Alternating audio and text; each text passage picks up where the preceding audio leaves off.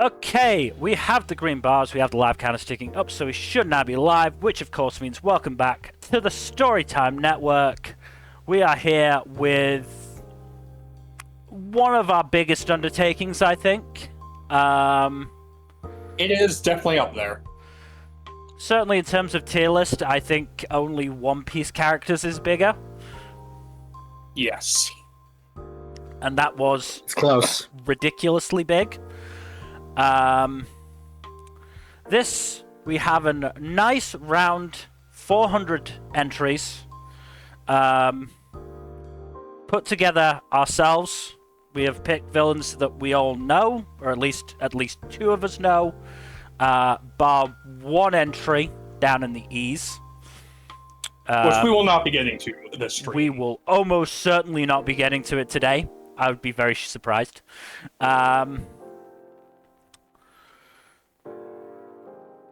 We also, in the name of efficiency, instituting a no tangents rule, which, you know, will be tested because we are who we are.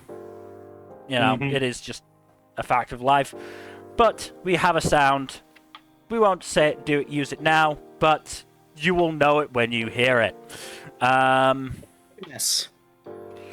It is very obvious. And I've made it louder than the usual soundboard sounds because to, you know, really emphasize that.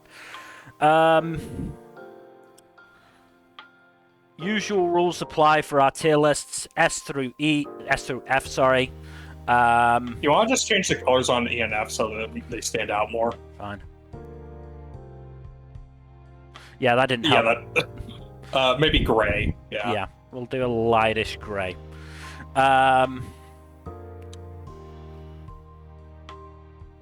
Not what I wanted to do. I pressed the...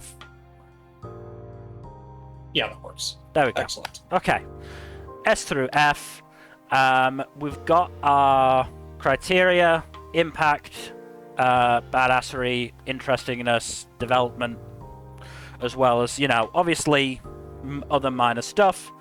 Yeah, I think we should just get underway. Our first entry, Dr. Abullah / Goji from Pluto. Starting off strong with this one. Pluto is already a really good show, but Dr. Abullah is really good and fits really well with the themes of the story. Mm-hmm.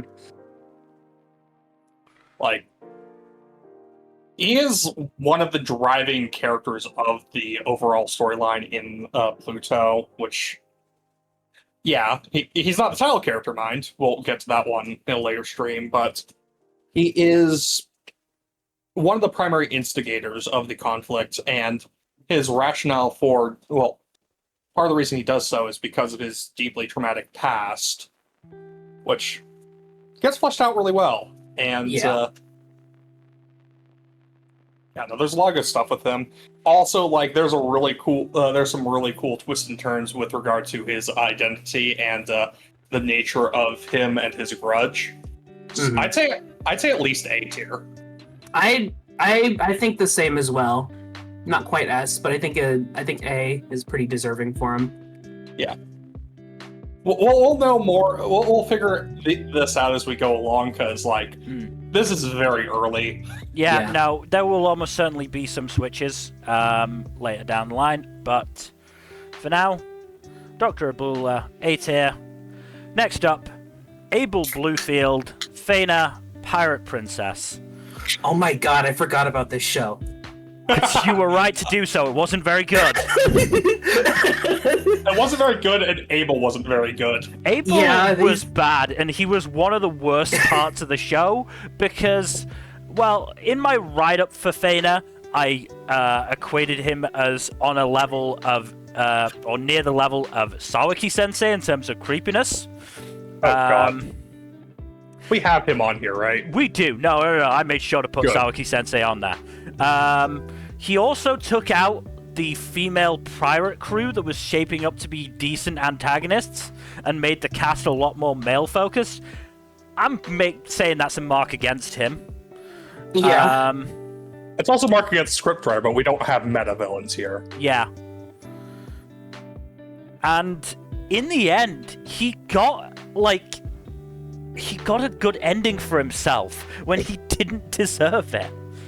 Oh my god, that's right! I forgot how that ended! Yeah. Oh my god! Like, he was in love with Fena's mum, and then he died and went to the afterlife with Fena's mum, I think. Oh, that's so bullshit. They were reincarnated as children and they grew up together. Yeah, like... It's so bullshit. I hate it so much. Like, this show was not very good to begin with, because for a show that had Pirate Princess in the name, very few pirates, but, you know... And it was mostly ninjas. This fucker blew up the few that were there. But... He's not quite bad enough to deserve F tier, I think. No, I don't think he's reserving. He's at least E. No, he's in He's E, I E. think. He's E. He's definitely E. He's bad. He's just not good. He's Why'd you also remind me of the show? he's also just a British naval officer, which, you know, not great. No. But moving on to a also disappointing show, we have the Oh, no. Accas Oh, God. from Wonder Egg Priority. Yes, that mess. That mess. Now, unfortunately, you know, the fact that this show's production was a gigantic mess will count against these characters. Because, I mean, yeah. let's be honest, they were set up... I mean, the writing for Wonder Egg was all over the place in terms of its villains. And as a result, there were characters who seemed... who, you know... should have been heroic that were villains, and characters that were villains that should have been heroic. These are some of them. This is a pair of them, because the Accas are sort of set up to be the big guns throughout the show. And yet they are ultimately no. responsible for everything that went bad. Yes. Yeah. They were the ones who created Frill, which, you know... that's bad enough to begin with. We'll get to her. We will get to her. And frankly, you know, their role in the story was to throw teenage girls at this monster that they created. To be fair, that just seems to be like a lot of anime characters' solution to every problem is just throw teenage girls at and hope something works. Look, Yes. we'll get to Cubase in a later stream. I was gonna say the exact same thing. I watched Madoka. Yeah. They also had a very, very iffy view on male and female suicides early on. Oh god. I remember that. Oh god.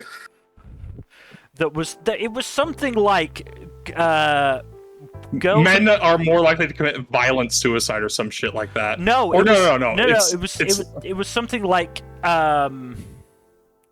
men are more likely to commit like suicide for logical reasons, whereas women do it for emotional reasons. Some That's some bullshit bullshit. like that. Yeah, It's that's so one of bad. the go-to people who are sexist trying to pretend they're not Yeah, takes. like, and that's why I'm saying the fact that they are throwing teenage girls at this monster they created is a bad thing, because they're also throwing teenage girls who were at some point suicidal at these things, you know. So I'm thinking D. E tier. I'm thinking D or E. D or E, I think.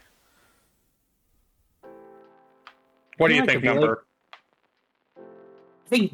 I don't think they're the worst antagonists in the show, and by that merit alone, I'd put them probably in D. Yeah, Alright, I that's think fair. I think low D. Obviously, they're the only entry in for now, but I think low Yeah. D is probably the right choice for them.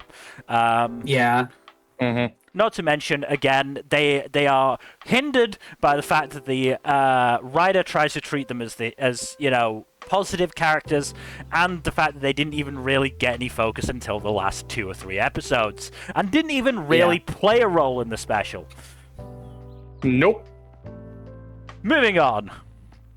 To a villain who's much better. Number 4, Acrobatic Silky, Dandadan. So, Acrobatic Silky is definitely elevated a lot by her backstory, which is genuinely tragic and heartbreaking, and it works really well to explain why she is the way she is. So, just because I'm gonna have to help out with this one, yeah, Acrobatic Silky is the mum, isn't she?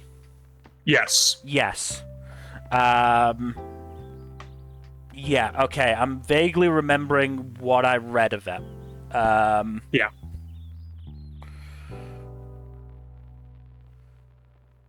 Yeah, no, she's really... her powers are also really interesting. Like, they have that coolness factor to them, and the resolution to her story arc is, like, really good, I'd say. I think we've got to give her points for impact as well, because she gets...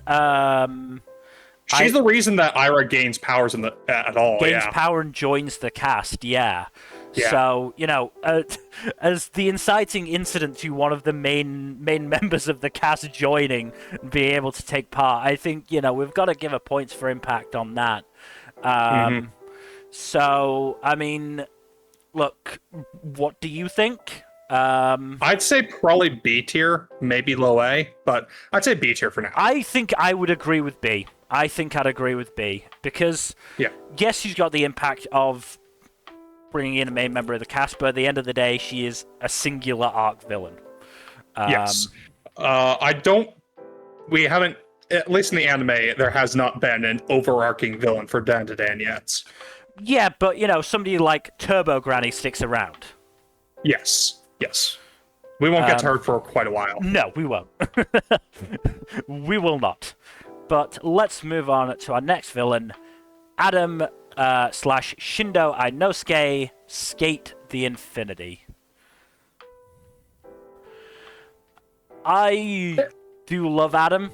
I also love Adam. Probably not in the same way that a lot of the fandom does, because I do view him as more of a negative force than a lot of the fandom does. No, he's definitely a negative. He's a villain. He's one of those, huh? He's a bit creepy, and has a bit of an obsession with the 17-year-old main character. But does he waltz around in leather pants? Yes, that's his whole thing. He's a matador. Let's also not forget how he spends a pretty considerable amount of his day just looking at I'm not gonna go any further. Yeah, but yeah. So, like, I think he's a really interesting character because he does obviously have that sort of pathos of this is his release from his shit normal life, effectively, and the pressure of his normal life.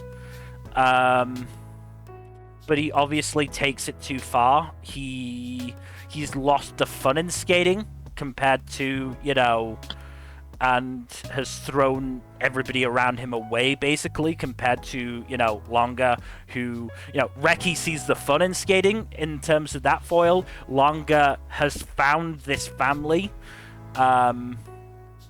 in Okinawa. So, you know, I think it's hurt a little bit in the sense that he doesn't get a huge amount of comeuppance. He's beaten by Longa, and that's sort of it. Which is sort of... I suppose it would be difficult for the show to have done much more, considering it's a skateboarding show. There's only so much retribution one can do in that kind of show. There is no skateboarding Shadow Realm. Yeah. So. Oh god, I'd love if there were, though. That'd be hilarious. Next season.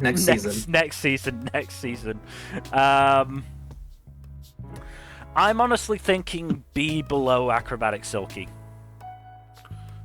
I'm cool with that. I think that fits. Yeah, I think Adam's probably gonna end up lower B, but I think I'm pretty happy with him in B for now. Something that helps Adam as well is that he is just very entertaining. He is so entertaining, and I'm so pissed off.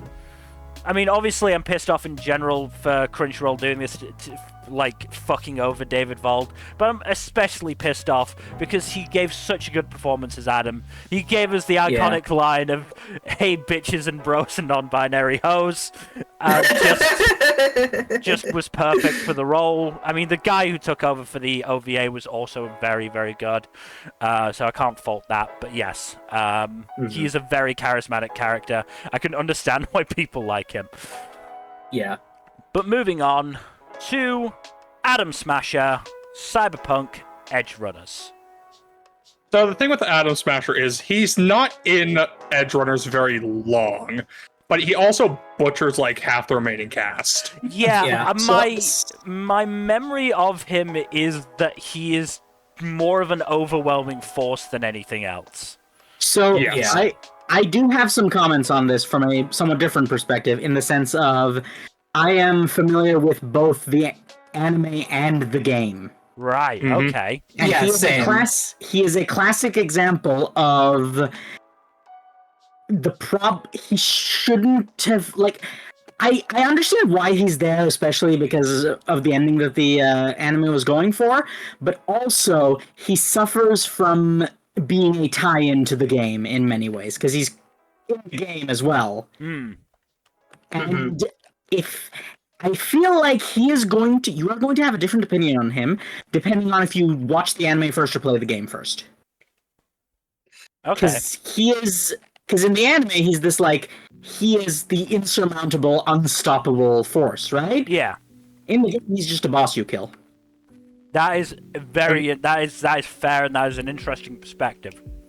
Right? Like, I imagine people who have watched the anime first would also be very happy to have the opportunity to murk him. Yes. I was the opposite.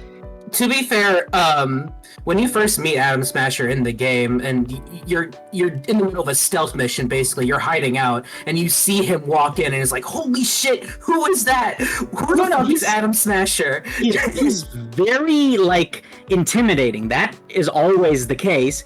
Yeah. But because of the difference in medium that you get with a game versus an anime, you have so much more agency, and that agency inherently takes some of the intimidation out of it. Do you get what I'm saying? Mm-hmm. But yeah, I think. But yes, I'm not sure where to put him with that regards. I'd like to hear everyone else's opinions first. I'd probably say C tier just to even it out. I was honestly thinking C tier. Yeah, I like Atom Smasher, but there's not a whole lot to his character or anything. Yeah. He really is just a force of nature. Yeah. Like at best, and it's kind of treated that way a bit. I mean, he's a bit more humanized in the game a little bit, but you know, he still is just something you have to overcome. Yeah. So Yeah. Yeah. No, I think C tier is probably the right. He's got a definite badass factor. He's got impact in that he killed a significant chunk of the main cast. Though he didn't kill, I don't remember what his name was. I think he was voiced by Matt Mercer in the dub. But Yeah, he didn't kill that guy. Matt Mercer. He didn't kill Matt he Mercer, didn't kill that guy. and I'm very happy about that. Oh yeah, we have 3 Adams along with 3 Enricos. Let's move on to the third Adam. Adam Weishaupt from Symphogear AXZ. So, Adam's a fun enough villain. I think out of all the Symphogear main villains we have on here, he's probably the shallowest. Yes, absolutely. Like, he's a fun villain. His very first scene is like him just launching effectively a nuke at the heroes while just buck-ass naked and hamming it up. So he certainly leaves an impression. Yeah. But yeah. When I think about Symphogear villains, he's like the last one I always think about. Oh yeah, no. Even in his like debut season, he's kind of overshadowed by Saint-Germain for a while. Exactly. But yeah, he is the final boss of the season, and he does have a pretty cool one-winged angel form, so I will grant him that. I'd probably say, like, high C, low B. Yeah, I think high C above Atom Smasher, yeah. All right. Oh boy, this one's a controversial one. Uh-oh. Aizen, Sousuke, Bleach. Oh, I have some thoughts on this, MFR. So, on the one hand, we do kind of have to award him points for how, like, big and influential he is across, like, anime in general. He is Like, sort of like... regardless of our personal opinions on him. He is sort of the villain that I think people think of most when they think Bleach. To the point where me not having watched Bleach, Aizen is a name that I think of and remember. He's one of the characters people think of when they think Bleach. Yeah. Yeah. He's also, like, one of the defining villainous chess masters most people think of in anime. Yeah. He also pisses me off because he's another one of those who, in theory, receive no consequences for his actions. He even gains a chair out of everything. Yeah, I mean, to be fair, there's not much you could really do with him because he's kind of, unstoppable. Immortal, yeah. Oh, that stopped anyone before. I mean, you're not wrong. He's like, even in the show, he's not the only person who is seemingly immortal and unstoppable, but still gets jobbed. You know, Kubo could have carsed him. That would have worked.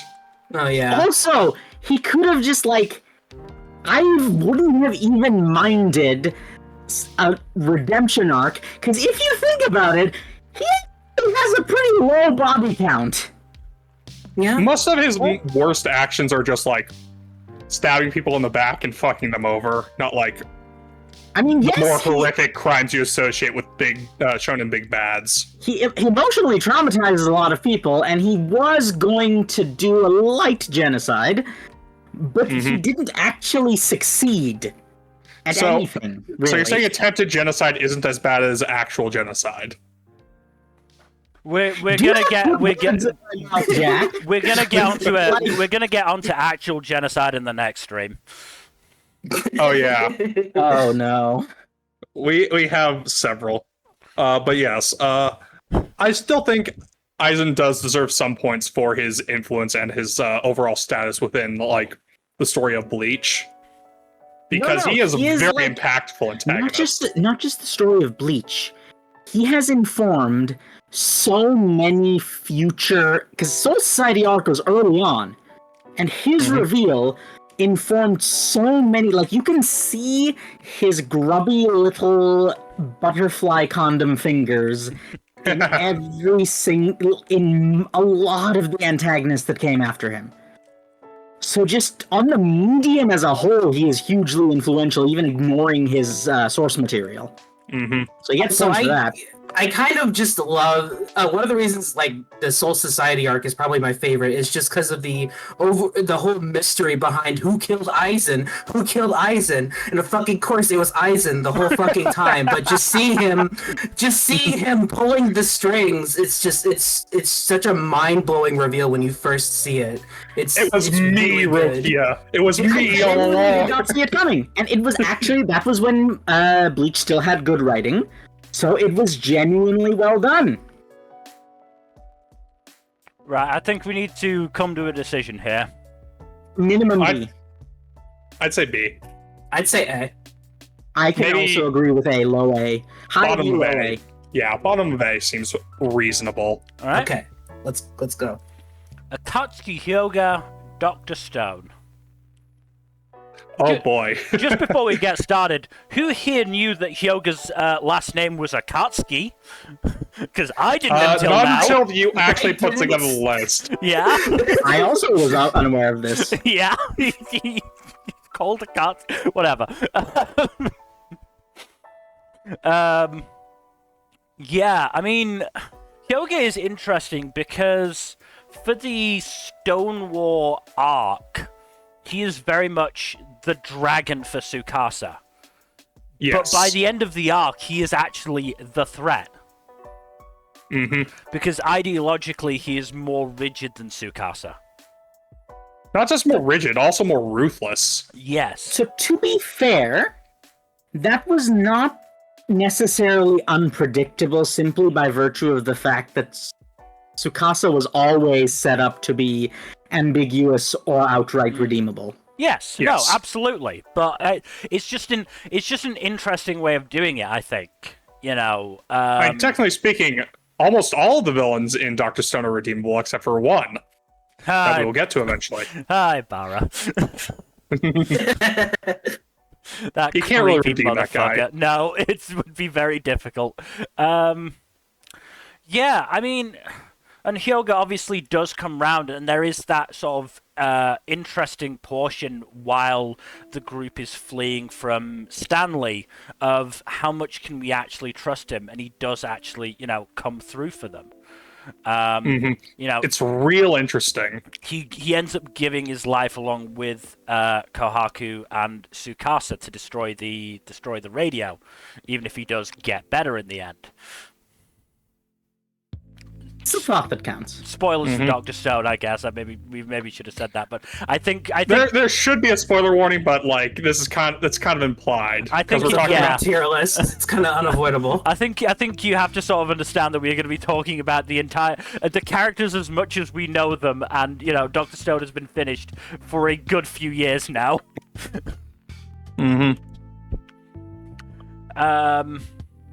At least this is all stuff that's been animated so far. Just about, yes. We are coming to that point now, yes. But yeah, I mean, I think Hyouga is interesting. I think he's quite badass. He has a semi-significant impact because part of the reason why they go to Treasure Island is to save Tsukasa after Hyouga stabbed him. So, you know, I'm thinking probably low B. Yeah, low B seems fair. Fuzzy number, do you agree? I agree. think so, I yeah. think that's fine. I think he fits there pretty well. All right. Akaza, Demon Slayer. So I don't think it would be controversial to say that Akaza is a strong contender for the best villain in Demon Slayer. I would argue Like- he probably is the best villain in Demon Slayer.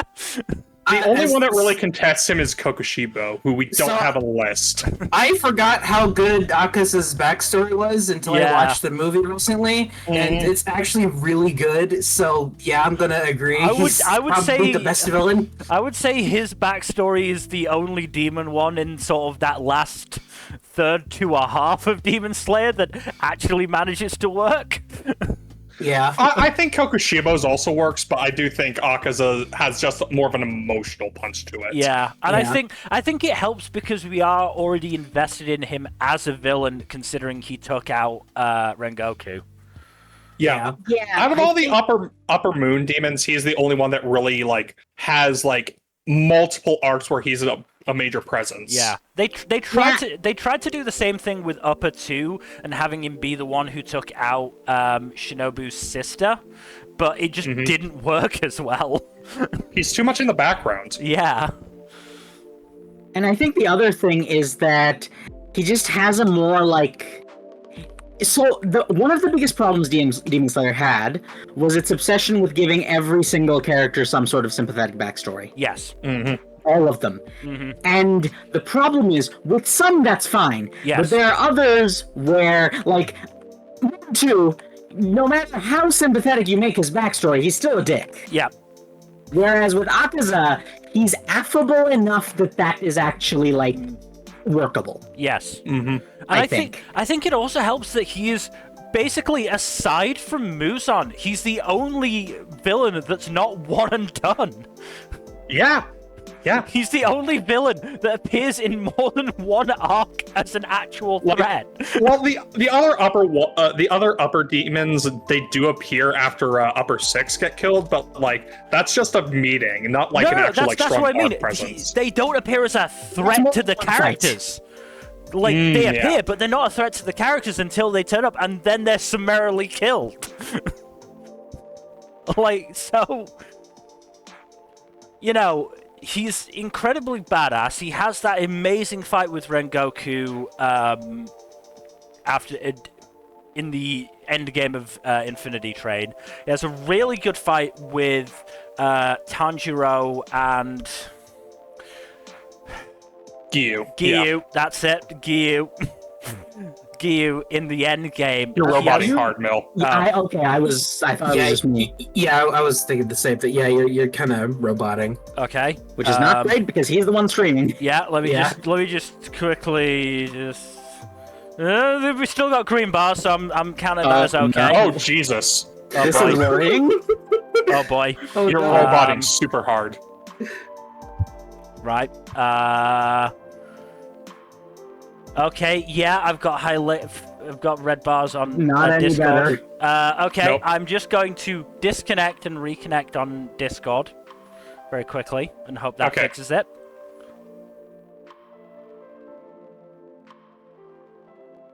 It's not a good sign that it's taking so long for me to connect. Okay. As long as it's talk a bit more, but otherwise you seem okay. Yeah, I've got green bars again. So Okay, I'm hoping I'm good. we're good. Okay. Good. We're good. Okay. Yeah. So I want to say with Akaza, probably a B or an A tier. I think High B, probably. I think high High B, B. yeah. I think top of B for now. I think. We got to be a bit strict on this because otherwise we're going to be put it. Yeah, like. Because at the end of the day, yes, his backstory is good, but his overall character is just Blood Knight. Yeah, that's the thing. It's hard to go wrong with a Blood Knight. It's an entertaining Blood Knight for sure, but there is not much to him otherwise. Right. Oh, this Blood fucker. Knight. Moving on. Alan Sylvasta, BNA, brand new animal. This dude sucks. He's not very well written. Like, there are a lot of issues with BNA in general, like pacing-wise, but he's like one of the biggest fault points in the series just because a lot of like the endgame shit revolves around him, and the endgame is not very well executed in a lot of ways. I forget, which of the rest of y'all have watched this one? I haven't seen it. I have not seen it. You might be the only one, Jack. Oh, so that's two, okay. Weird. I think I've seen some of the discourse around it. Yeah, he's like, his backstory is kind of nonsensical, and it doesn't like line up a lot with the overarching narrative that they're trying to go for. He just kind of a lot of his bullshit comes out of nowhere. I'd probably say like D tier, honestly. Above or below the I'm Accas? okay with that. Oh, that's hard. I think we agreed above. Accas would probably be low D tier, so yeah, that's probably for the best. All right. Good ol' Alexis Kerib, Quad S Gridman. He's fun. He's very fun, and his voice actor absolutely kills it. Oh, his voice actor has the time of his fucking life with this one. Tetsu Inada. Yes. So if I remember Gridman correctly, which is going to be tough because I watched it the once while watching Dandadan, I believe he ended up being the like overall antagonist of Gridman, like controlling He is the big Akane. bad, yes. Yeah, he was manipulating Akane the whole time. I mean, Akane was still doing what she wanted. He was just pushing her in the right direction. He was the wrong one. yes, he was the facilitator for what she wanted to do, and was sort of the voice in her ear, sort of going, "Yeah, you can do that. You know, maybe you should go in this. Maybe you should go in this direction, sort of thing." Yeah. Yes. And then he turned her into a kaiju. Yeah. He does wind up also being the final boss, which is... Yeah. His final boss fight is pretty fucking rad. Yeah. I mean, look, that is the solution to a lot of problems in a universe like Gridman's. Turn it into a kaiju. Done. Problem solved. That's just more the world he lives in, rather than him specific issue. Yeah. Yeah. Yeah. I I'd challenge say B you. or A tier for this one. I challenge you to personally. find a villain in the Gridman universe who doesn't have that reaction to a problem. It's a fair reaction. The Yeah. problem really is they just do it because they can. Yeah. Anyway, what did you say, Jack? Either B or A. Yeah, I'm probably gonna push for B. I think so. Yeah. Yeah. B seems appropriate. I think it's worth noting that he is based off of two characters. One is Khan Digifer from the original Gridman Tokusatsu, and the other is some dude from Space Patrol Luluko, who is apparently voiced by the same actor. That's fun. That's fun. And it's a very similar design, which I only discovered recently. Yeah, I'd say put him in the middle of B for now. Yeah. I feel like that would be more relevant if any of us had actually watched those other properties. The lore stuff is nice. Yeah. I think it adds a few points. No, to it. I have seen the original Gridmans, Yeah. and the dynamic between him and the main kid in that is pretty similar to how it is between Alexis and Akane.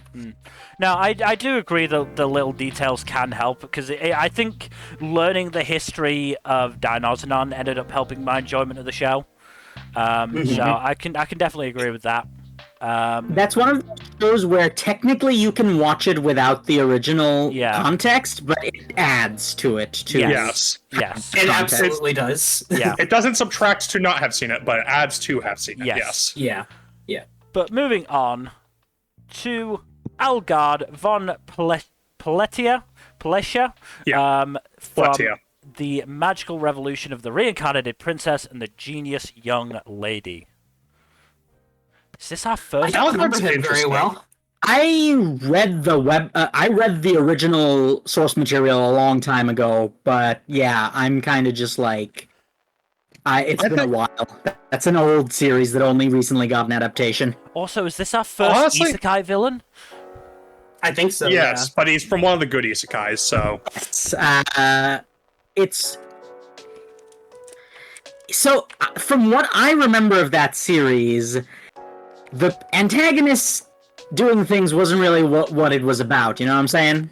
No, No. it wasn't. he's a driving factor for I think the first two novels, and then he's thwarted by his sister and former fiance.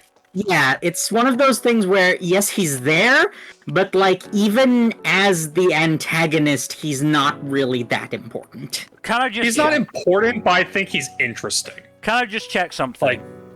Sister Yeah. and former fiance, two different people? Yes. Okay, good.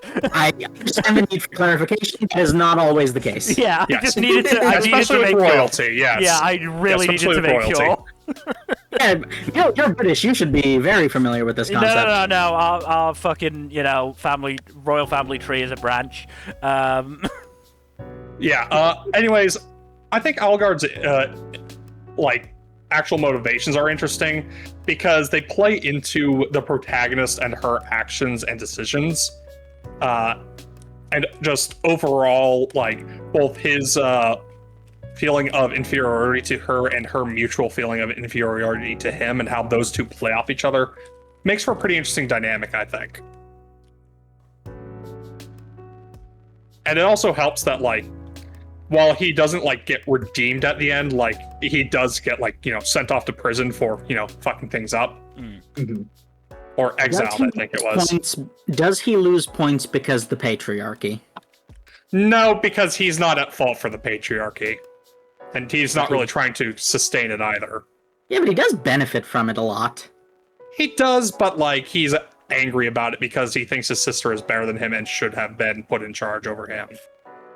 That was one of his somewhat redeeming qualities. Yes. Yeah, I'd say low B for him. I don't have an argument. I'd probably say high C, but if you want to go for low B, that's fine. Jack is sticking with low B. I'm sticking with low B. Right. Oh God. Alina Gray Magia record. God, that show ended with a clusterfuck. Oh. Yeah. So Alina. Elena is pretty much the same character in both the anime and the game. So I think the anime makes her a slight bit less redeemable. yeah, And by a slight bit, I mean a lot. Yeah, but she's still pretty terrible in the game too.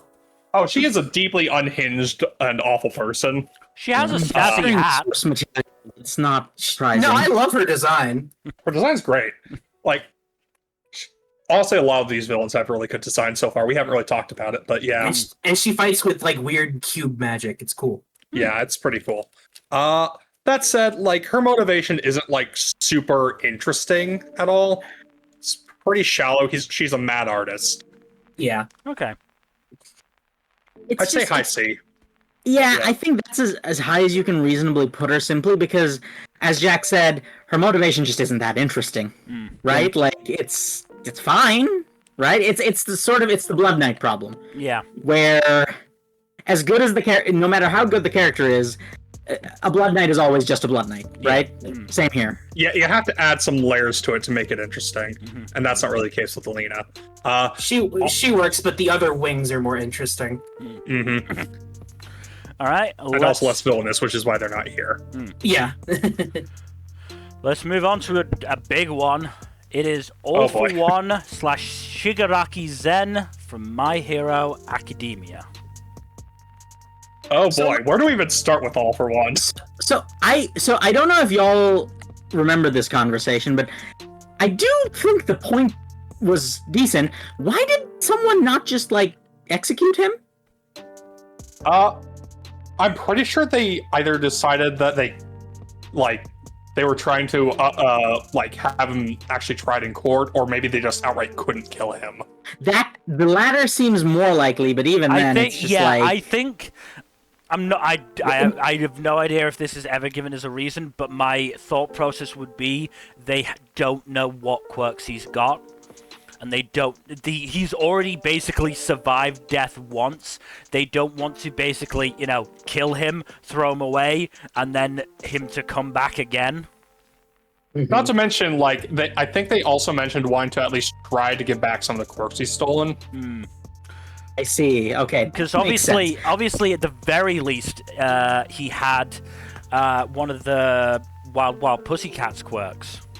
Yeah, Ragdoll, I think it was. Ragdoll, yeah. So, I think AFO is interesting because he is one of the first characters on the list so far where he is just purely evil, right? Oh, Yes. he's evil and loving it. Yes, that's the thing. Is he's evil, in a way that does not actually detract from his character. Yes. To a certain Yeah. extent. It's honestly kind of hilarious that half of his motivation is wanting to become like those comic book Demon Lord supervillains. No, He's his evil is endearing isn't quite the right word, but it's enjoyable compared to some of the other characters. Yes, where he's otherwise sorry. it's sort of like the evil is off-putting. It's the kind of evil where you just go, this doesn't actually. I don't like this. Yes, I want to see this guy beaten, but not in the nice way. The way I put it as a wrestling fan is X-Pac heat. It's go away heat. That somebody like say Abel has. It's the type of dislike where you go, I just don't want to watch this anymore. All for One's evil is, I want to watch this. I want to see how evil he gets and see somebody beat him. Yeah, that's All for One for you. But He is very entertaining. he is very That said- entertaining. That said, I think he overstays his welcome. I Absolutely. don't think he should have been the overall villain for Izuku. Yes. That's the problem. The moment he stopped, he was so much more interesting because you don't see that dynamic very often in anime of the defeated big bad who is still doing stuff behind the scenes, because he was an excellent parallel to All Might in that way as well. Yes. That's why he stopped being interesting the moment he became active as a physical threat. He worked better as an existential threat than a physical one. At the very least, I think the series is hurt by the fact that he does basically take over Tomura. Yes. Also, Yeah. like, it does kind of undermine the whole thing about legacy being a big Yes. theme in the series. Yes. That said, his final fight with All Might is pretty fucking rad. So is that Iron Might, yes. okay? Iron Might. Okay, that's what I was going to ask. Whether is it Iron Might or is it the God? I can't remember the name of the place. The other fight is really good too. Yes. But the Iron Might fight also kicks ass. Okay. Also, Like his- shout out to his VA Akio Otsuka, incredible as always. Oh, Also- absolutely. And also, he has an incredible theme. Oh, Yes. a really good theme. I believe he's voiced by John Bergmeyer in the dub. That's the name. The of dub voice for All for One is also really fucking Yeah, good. I think it is John Bergmeyer. Mhm. That would track. There's just some people who are just very consistent at playing a specific type of character really, really well. Mm-hmm. But yeah, All for One is really he does hamper the sorry. story a bit. Sorry, John But yeah. Swayze. John Swayze, not John John Bergmeyer. Swayze, John that's right. Swayze. I knew it was one of the Johns. Yeah, no. Van Hohenheim in Brotherhood, Crocodile in One Piece, Gendo Ikari in Evangelion. Oh, we'll get to him. Yeah, we will get to him in a stream or two. But yeah, clearly very good voice for villains. But yes, I'd say probably high B low A. I think B because he's hurt by the latter part of the Yes, story. Where I he's think- taking a more active role. I think I'd put him High top B, of B. yeah. I think I'd put him top of B because Yeah. he is just so Yeah, interesting. that makes sense. Interesting a character. Moving on to Amakusa Shiro Tokisada / Shiro Kotomine, Fate Apocrypha. So Apocrypha is interesting in that it's a different kind of conflict than has normally been portrayed in Fate. Mm. And Amakusa Shiro is also interesting both as a historical figure and in the role he plays in the story. Mm. That said, like, he's not like particularly well layered as a villain. I think like a lot of later materials did a lot better with him than Apocrypha did. Yes, I think that's fair. The villains were not really the strongest part of Apocrypha from what I remember. No, absolutely not.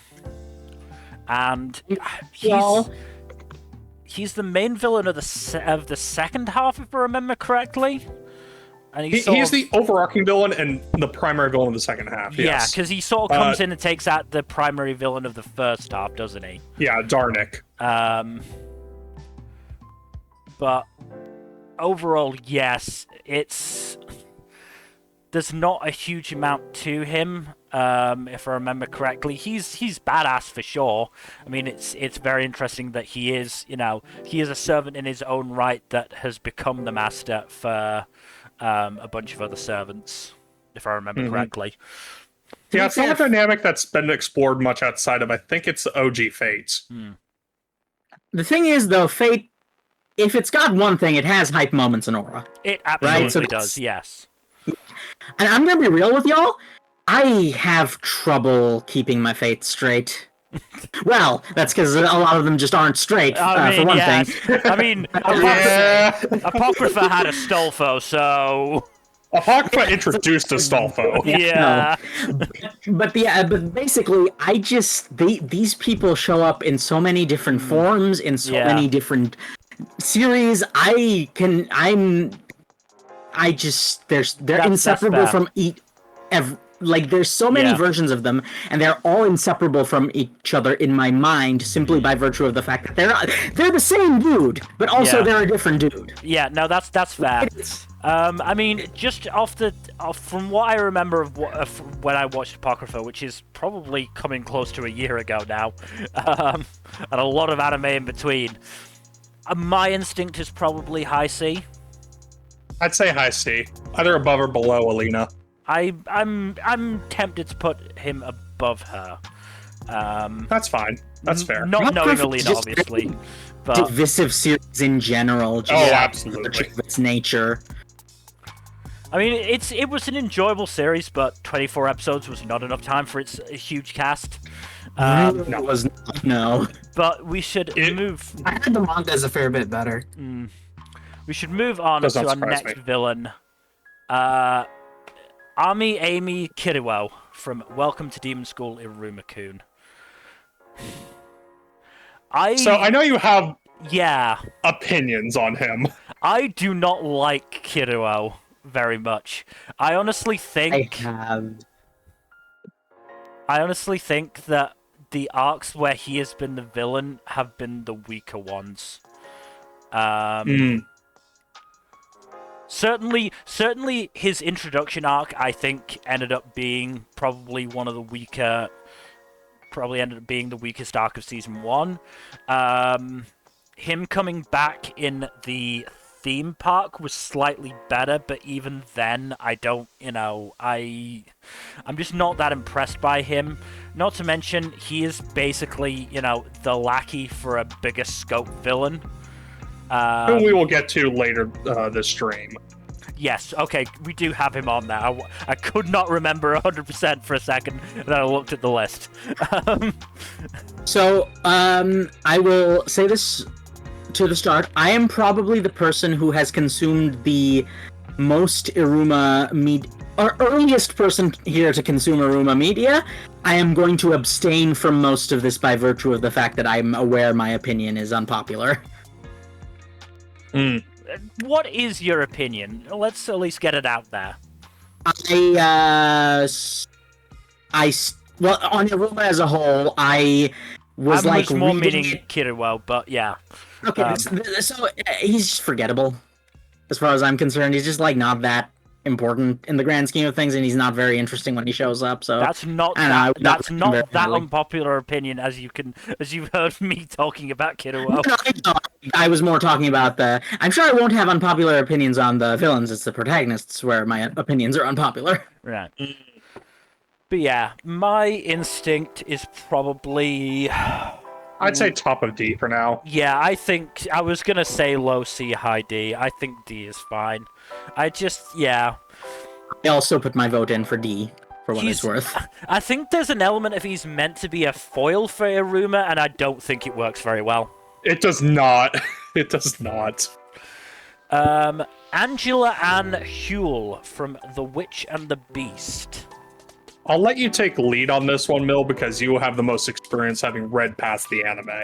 Yes, she is still not playing that large of a role, admittedly. Fair.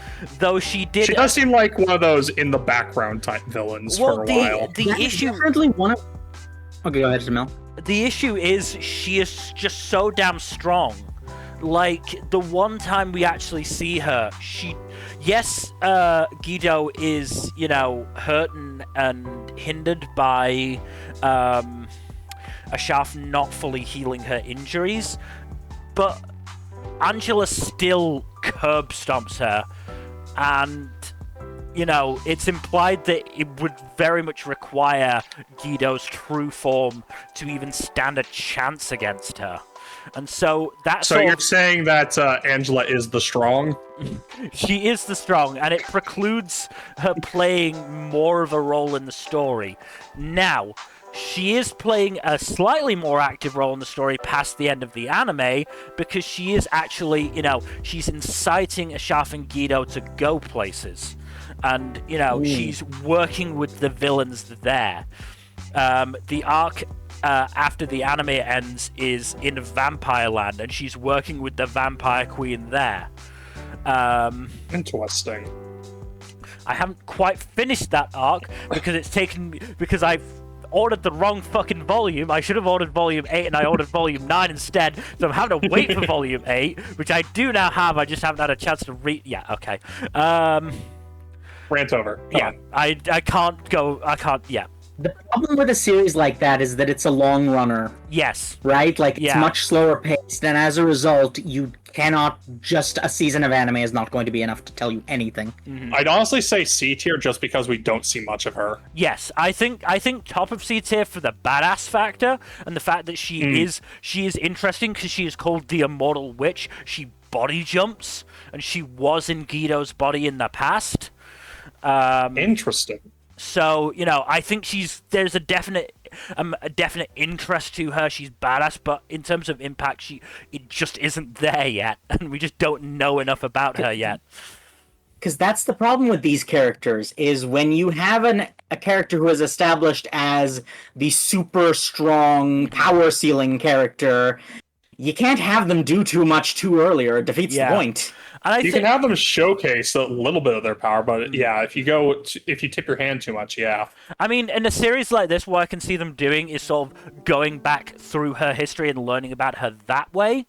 But the way that Witch and the Beast has been paced so far, it's been a lot of establishing Ashraf and Guido's characters and their relationship more than anything else, and the rest of the world. But yes, I think C is fair for Angela so far, definitely. Oh boy, it's the first one from this series. Annie Leonhardt, no, Attack on Titan. Honestly, she's not going to be the lowest ranked one from Attack on Titan. Which says something, because she's not very good. Yeah, she's not. Even in Attack on Titan, I don't think she's a particularly decent villain. Like, she basically gets fridged for a large chunk of the series. Yeah, and then she's just frozen, and then she's unfrozen. And then when she's unfrozen, she's more on the protagonist side than anything else, which, again, is saying something. The one thing I will say in her favor is that she is kind of like, she does establish a big part of the series' tone for most of its run. Like, the more mysterious elements of the series. But, that's all I'll say in favor of her merits. I'd say D tier. I'll say, in terms of her being the threat as the female Titan for a little bit there, she was pretty, terrifying. It's like, holy shit, what the fuck do we do? Yeah. Oh, yeah, no. I think she has that badass factor down. Yeah, I think she worked in that respect. You said that she started the air of mystery in the series, Jack. When none of those mysteries resolved anywhere near satisfactorily, are we saying that's a good thing or a bad thing? I'd say I think being a tone setter is an overall net positive. Yeah, fair. I just don't think it amounting to much is not the fault of Annie as a character. That's fair. That is fair. I think top of D then. Top of D seems reasonable. Yeah, I think that's fine. Yeah. But yes, that is definitely not going to be the... Yeah. When we get to E's, is someone from this series going to be on the list who might be controversial? Yes. Yep. Okay, good. He is definitely there. His shitty brother is also definitely there. Near the bottom because he's in the Z. He's a Z. I like his brother more than him. I think they both suck ass. Yeah. Yes. We'll get to them. But We'll get to them. I do not have good opinions of either of them. That's fine. I disagree with you, but if I had to pick one. Yeah. Moving on, though, to the Ant King from Solo Leveling. So, Ant King does have a coolness factor to him, especially with that fucking epic fight towards the end of the second season. That said, he's basically just discount Meruem. He's just hype moments in Aura. Yeah. Yes, in hype moments in Aura of the series. I will say, when he gets necromanced, which is the legal term, he's adorable. I don't doubt you. However, we're only talking about him in his capacity in the anime because I don't think any of us besides you have read past the anime. Like, no, if he got killed in the anime, then he got necromanced immediately after. So, he's kind of... So he becomes a puppy, is what I'm saying. Yeah. Like I said, he does have that badass factor going, and he is a bit more complex than the other monster villains in Solo Leveling. Which isn't saying much, but still. Yeah. So here's the problem with Solo Leveling inherently. There is no tension in that series, so none of the villains are particularly... every villain... Tension is one of the things that makes a villain a good villain, and none of the villains in Solo Leveling have that, because that is not a series where tension exists. I think this one is the exception because... Sung Jin-woo. Yeah. Yes, okay, the tension from this one does come from the fact that he is just going around and fucking bodying everyone besides Sung Jin-woo. he outright does kill several of the S ranks. He did job at some of the jobbers, which fair. Yes. That does give him more points than most of the others. Most of the other villains. Yeah, okay. He's definitely higher tier among solo leveling villains, and I say this as someone 100%. who has read the entire series. He's definitely close to the top, which is not saying much. In fact, the fact that he's close to the top actually does say a lot, I think. I'd say like maybe C at best. I'd say mid C, yeah. Yeah, mid C. Do you want to put where in C? Do you think? Like I'd put him below Adam. Which below Adam? the first Adam? Yeah. There are two of them right next to each other. Below Symphogear Adam. Right. Okay. Like, Adam is an extremely common name for villains. Why are there only 2 on this list? Three. There are 3. Three. Yeah. That's still less than I thought. I think it's the most common first name on the list alongside Enrico. Yeah, which is weirder to me. Why are there so many new villains named Enrico? Is that racist? Is there? They're Italian, it's fine. Anyways, moving on. Moving on to Anchi from Quad S Gridman. So And we're just talking about Dandadan. his place as a villain, or his character as a whole. That's a good question, because I think yeah. development is a part of it, so I think we can include an element because we talked a bit about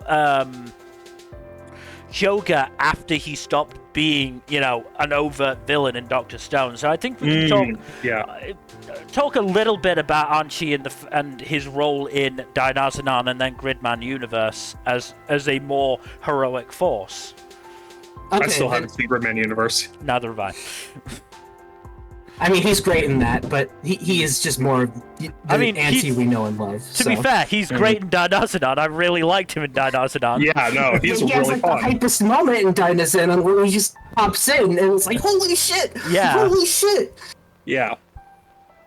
But certainly as a villain in Gridman, he's sort of the lackey to a lackey. He's also just kind of a bit of a loser. He's a loser. He loses constantly. He's basically a blood knight. But he does. He's an endearing. He's an endearing dumbass. He's incredibly I was endearing. gonna say that actually is in his favor. I think the fact that he's such a loser. That's that makes him more endearing than the majority of the people on this list. No, I mean he is just such a wet puppy that it's he's hard in Gridman to take seriously, but it also makes him incredibly endearing. He's literally a wet puppy. He literally just stands around in the rain. Yeah, no, he is. Great. He is. That's why Anacilius has to carry around a fucking umbrella all the time.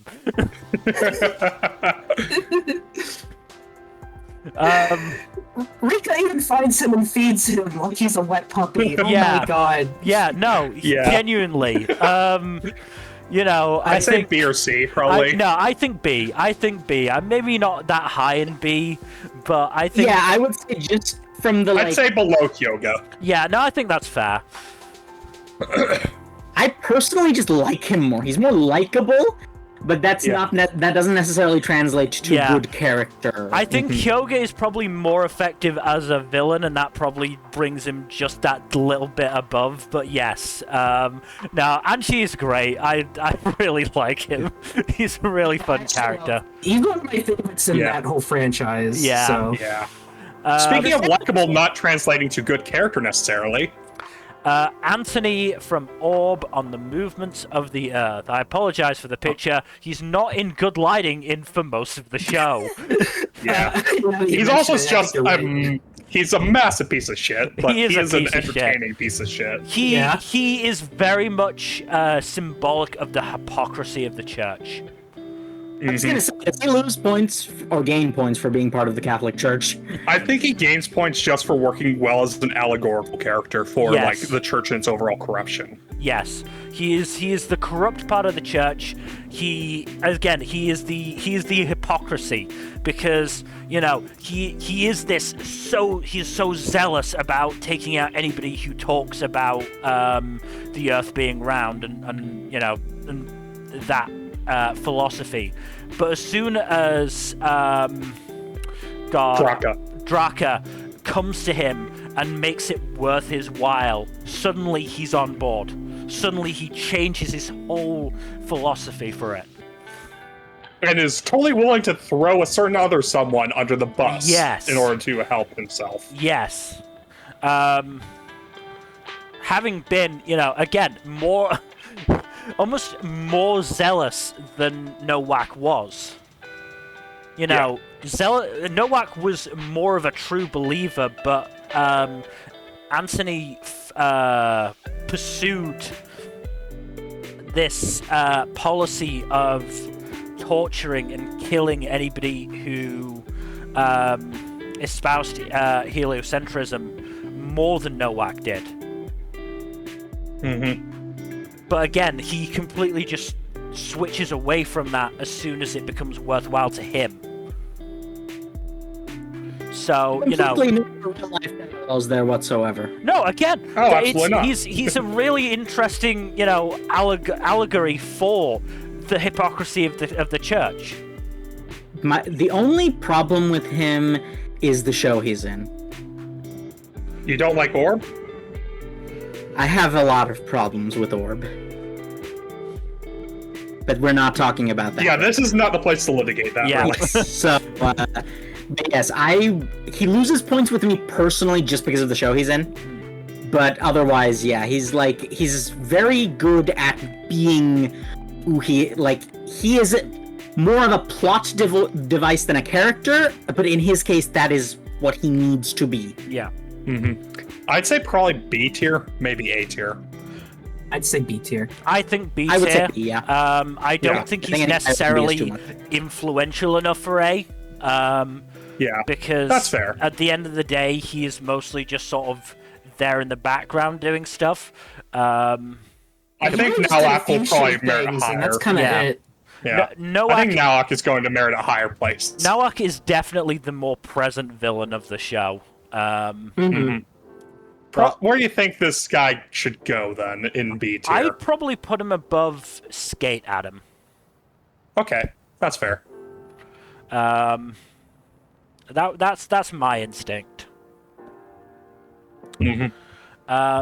Apart from Sakamoto days. Oh boy. I would say he is a villain who did the whole tragic backstory thing and it did not work. Yeah, he's a case of a tragic backstory not landing well. We'll get to a few other cases of that being the case with, some Demon Slayer ones. I was going to say, we've got more Demon Slayer villains still laying down the list. Kind of, I wonder how much of the later stuff, like Sakamoto Days, has Demon Slayer to blame for that sort of thing. Well, yeah, the thing with Apart, though, is, he is, an example of how not to try to do a tragic backstory, because it doesn't really mitigate his actions in any way, and it doesn't explain them very well either. It also you just gotta kind do of one of those at least to be an effective backstory. All the tragic backstory really did was make it seem like he was a psychopath from a young age more than anything else. It didn't it didn't go anywhere, the explanation it gave for why Apart is like he is was he's a psychopath, which isn't very good in making you go, yeah, I feel bad for this character. I would, no, he's a psychopath. He was cutting up animals. It's clear psychopath behavior. Wait, he's what? Yeah. Yeah. You don't remember that? I haven't watched it, so. Oh, right. I mean, I'll give him props because I like his power. I always like the sort of razor wire. The string stuff is pretty neat, yeah. I always love razor wire powers. I really do.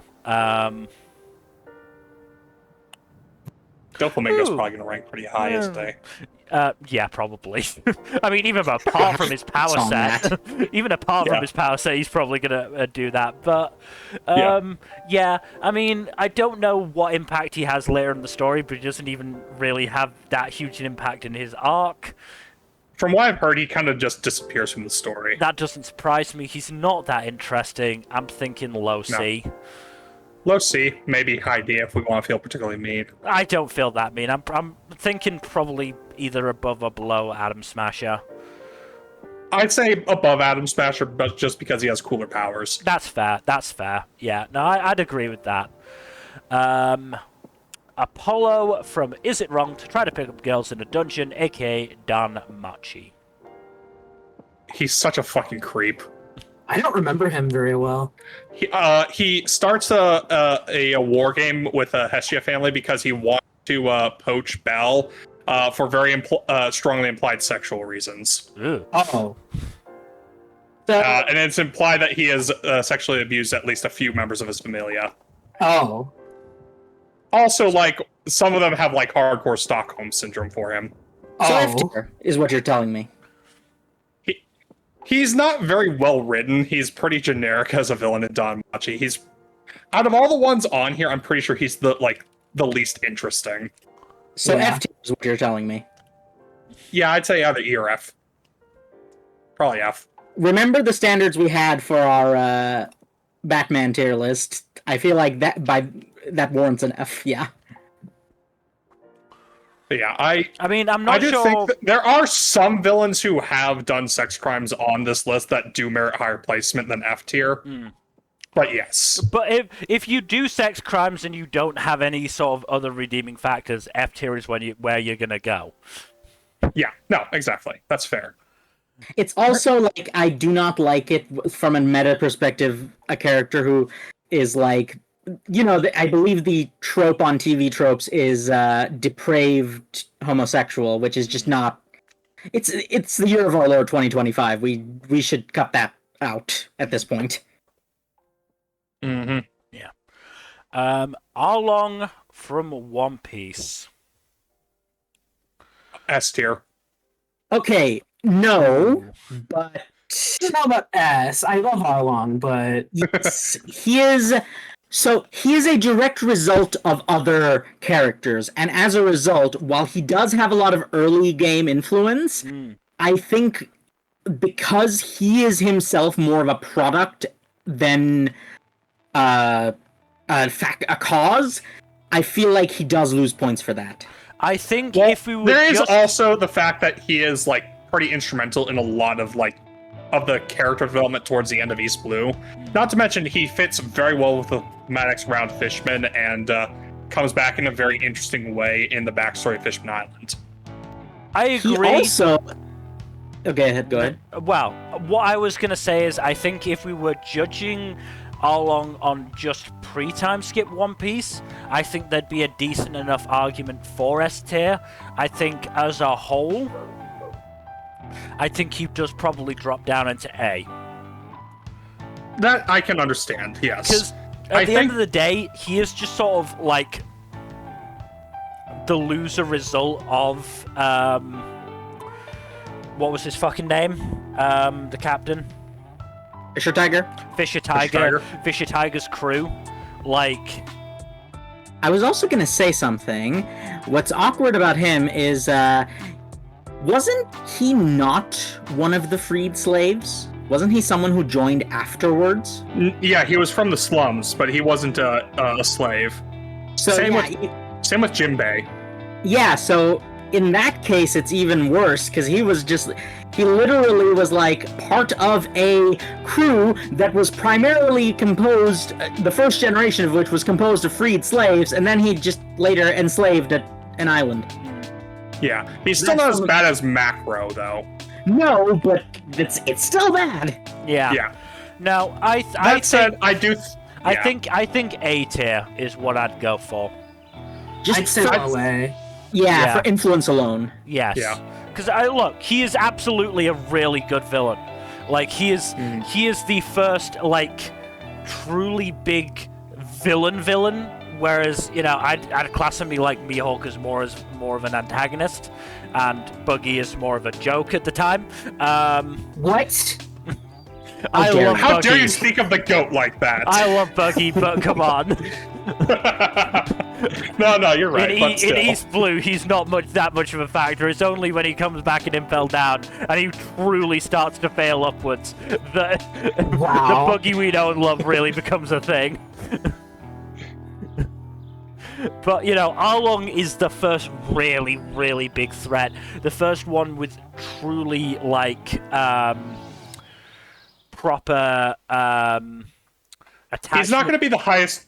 He's not going to be the highest ranked One Piece villain. There are going to be Probably several not. that go much higher than There him. is going to be at least one S tier, yes, I would imagine. But yes, Arlong is a very good villain. I think low A for now is a good place for him. Asano Gakuho from Assassination Classroom. We do not have his son on here, which is a little interesting to me at least. I think we have him on here just because he's a more active agent. The son does some stuff, but also he's Well, I think less of. He's also just Gakuho is a lot more of representative of the system as a whole. yes, And I was going to say, he is... I think the other thing is, and I was thinking about this the other day, because I did think suddenly, oh, we've got the dad on, but not the son. A lot of Asano Jr.'s actions are informed by I was going to say... Senior. by Daddy Asano, yes. Yeah. Yes, Junior's kind of whole motivation is basically daddy issues. Yes. Mm-hmm. Understandable That's not- daddy issues given the dad in question. I'm also going to say he's another character who does have a tragic backstory that I think somewhat changes things. It does. Not and I- changes things, but it shows that he is a product of a broken system Yes. more than being evil himself. Yes, I think Asano's backstory is one that works a lot better than some of the others we've had on the list, and will have later down. I think it does a really good job of recontextualizing his behavior while not excusing it. And also, as someone who I am eternally torn between conceptually being a fan of restorative justice, but also of being of the opinion that vengeance is sweet, and he is good at the vengeance thing. He is very good at the vengeance thing. He's one of the few Nastily characters on this list who gets away with who does a really genuinely terrifying fate worse than death. Yes, he does. And I just think he works so well as a foil to Koro Sensei. As somebody who went through... Early mirrors of each other, yes. Yeah, who went through a similar thing to Koro Sensei, but went in a different direction to him. No, they all started at different ends. Kind of. Yes. They went through similar traumatic events with their students, and both those events informed their later decisions as educators. Artaho went the I must make my students strong to cope with anything the world can throw at them, whereas Koro Sensei realized that he needed to have a lighter touch. I just think he's a really interesting character. I think the way he's handled is really interesting. That all of his, almost all of his schemes are, him in the background, and it's only until all of these have failed that he does try the more overt one that, is even less successful than any of the others, really. But I think part of that was that he was not really as invested by that point because he was already starting to have second thoughts. Yes. I mean, by the time he personally entered the stage. Yes, and I mean, part of that is because of his relationship with his son and the fact that Junior was starting to be changed by his relationship with E, and that broke something in him. Yeah, when he also gains points, I think, for being one of the few people on this list who is capable of understanding and acknowledging that he might have been wrong. Yes. No, absolutely. Absolutely. There are going to be people on this list who are redeemed, but do not do that. They're just redeemed because the story says so. And at the end of the day, I think the series treats him really interestingly at the end, where, you know, Nagisa... Doesn't he get sacked? Yes, Nagisa understands that he is a not great person and that his educational system is flawed, but it also turned him and his classmates into the people they are now. And, you know, the rounded people that they are, with obviously Kora Sensei as a huge force in that as well. And so he's, you know, he completely understands and I think probably agrees that Arsenault deserved to be sacked, but he also can't bring himself to fully hate the man, which I just think is really interesting. That's the point. Like, that's the point of the character. Even in universe, he's very difficult to truly, like, hate. Yes. He is fascinating and a real piece of work, but yeah. And I love the fact that, you know, yes, he is sacked, but the series shows that, you know, there is still a way forward for him with his other students. So, you know, I really like him. I'm honestly thinking low A. A. Yeah, A minimum. Yeah, I would say.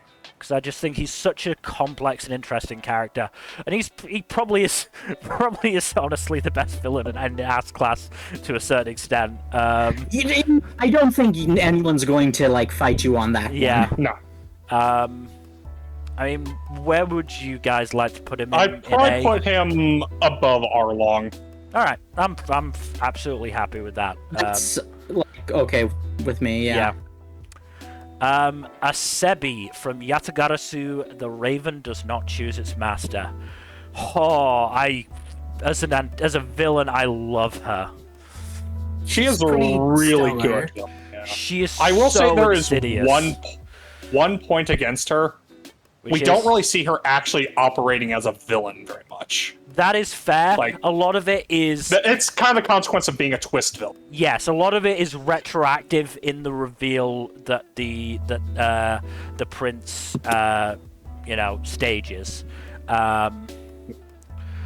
But I think she is just such an interesting villain because she is so good at putting on this air of innocence, and there is just so much doubt throughout that first part of the show that she is actually, you know, is she as innocent as she seems? Is she actually pulling the strings in the background? She is really fucking devious. Yeah, she is really devious, and just the reveal. And part of it is due to the writing because it sets it up so well that the reveal works. Obviously, you know, a twist villain is only as good as the reveal. And so, you know, part of it is due to the writing, but I genuinely think Asebi is just so interesting as a villain. Would you place her in the same general ballpark as Aizen then? Considering I'd put her above Aizen. I would not, simply because she's newer and Aizen probably, like, I would not be surprised if Aizen was an influence on her just by virtue of the fact. The more general impact rather than the series-wide impact. I can agree with that. I think she fits an A regardless. Yeah, no. Yeah, she's regardless, but like I think just below Aizen just by virtue of the fact that Aizen created sort of the popularity here. I think what's really great about her reveal as well is that at this point, you know, pretty much the entire audience is going, she seems kind of shady, but it's not until that reveal that you truly understand just the depths to her deviousness and villainy. And this is also one of the cases where I think, like, the implicit, like, some of the crimes she is implicitly behind are, like, some really heinous things. Yes. But it works because, like, that is the kind of shit that a truly serpentine court operator would pull if they're that ambitious. Yeah. No, absolutely. And as it turns out, the Empress named her well. But moving on to Ashikaga Takeuchi from the Elusive Samurai.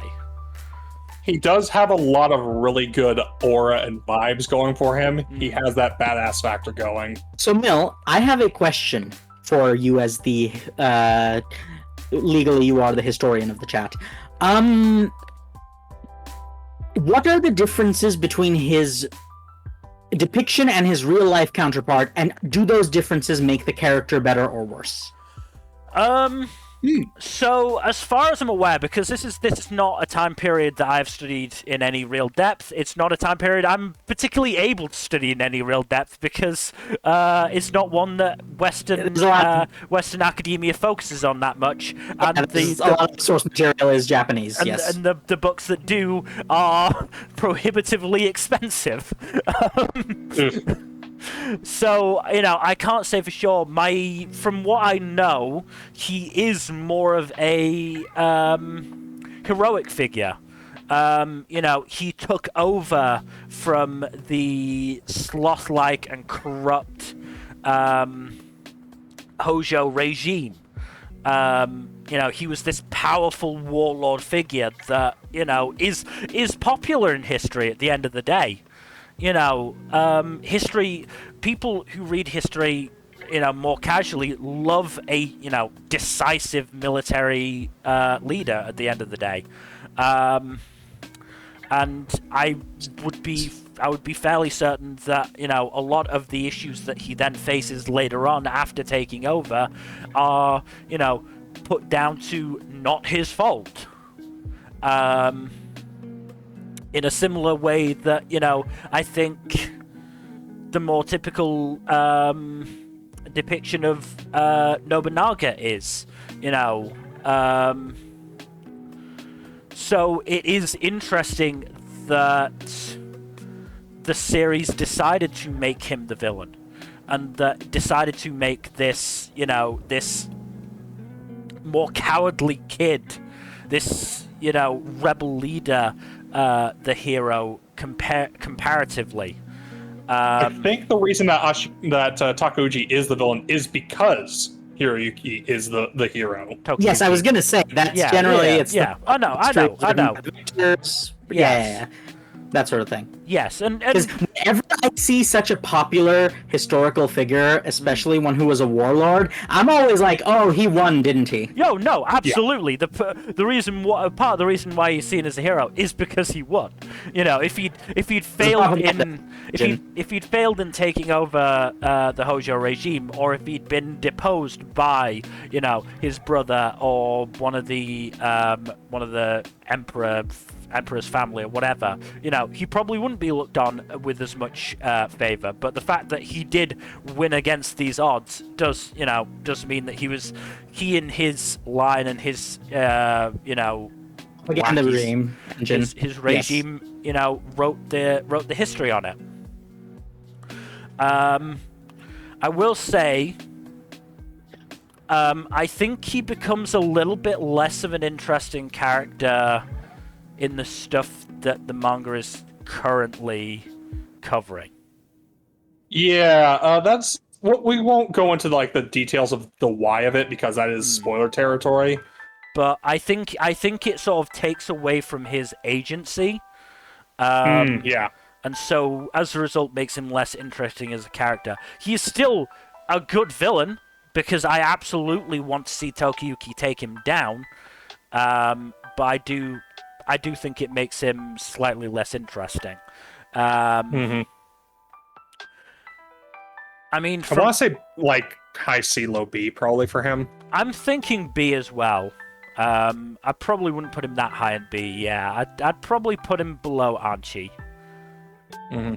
Is my instinct. I think for until you learn more about him, until the narrative focuses more on, the goings on of his court, he is a more mysterious figure, and that works in his favor. Especially before you understand what's truly going on with him. And it can't be denied the impact he has on the series. He basically starts the series with his coup. Yep. But He yeah, is probably the driving character of the series. yes. But we should move on to Askeladd from Vinland Saga. That's a Ooh. big I have thoughts. I also have thoughts, and I have a feeling this is going to be an interesting one to discuss because I have a feeling our opinions align a bit more fuzzy, and yeah. I don't think you and I have the same opinions. No, I don't believe so. So, first and foremost, Askeladd does deserve points for impact. He Just does. that alone, and also badass factor. Yes. Because he is both a consummate schemer and a very skilled fighter. I agree.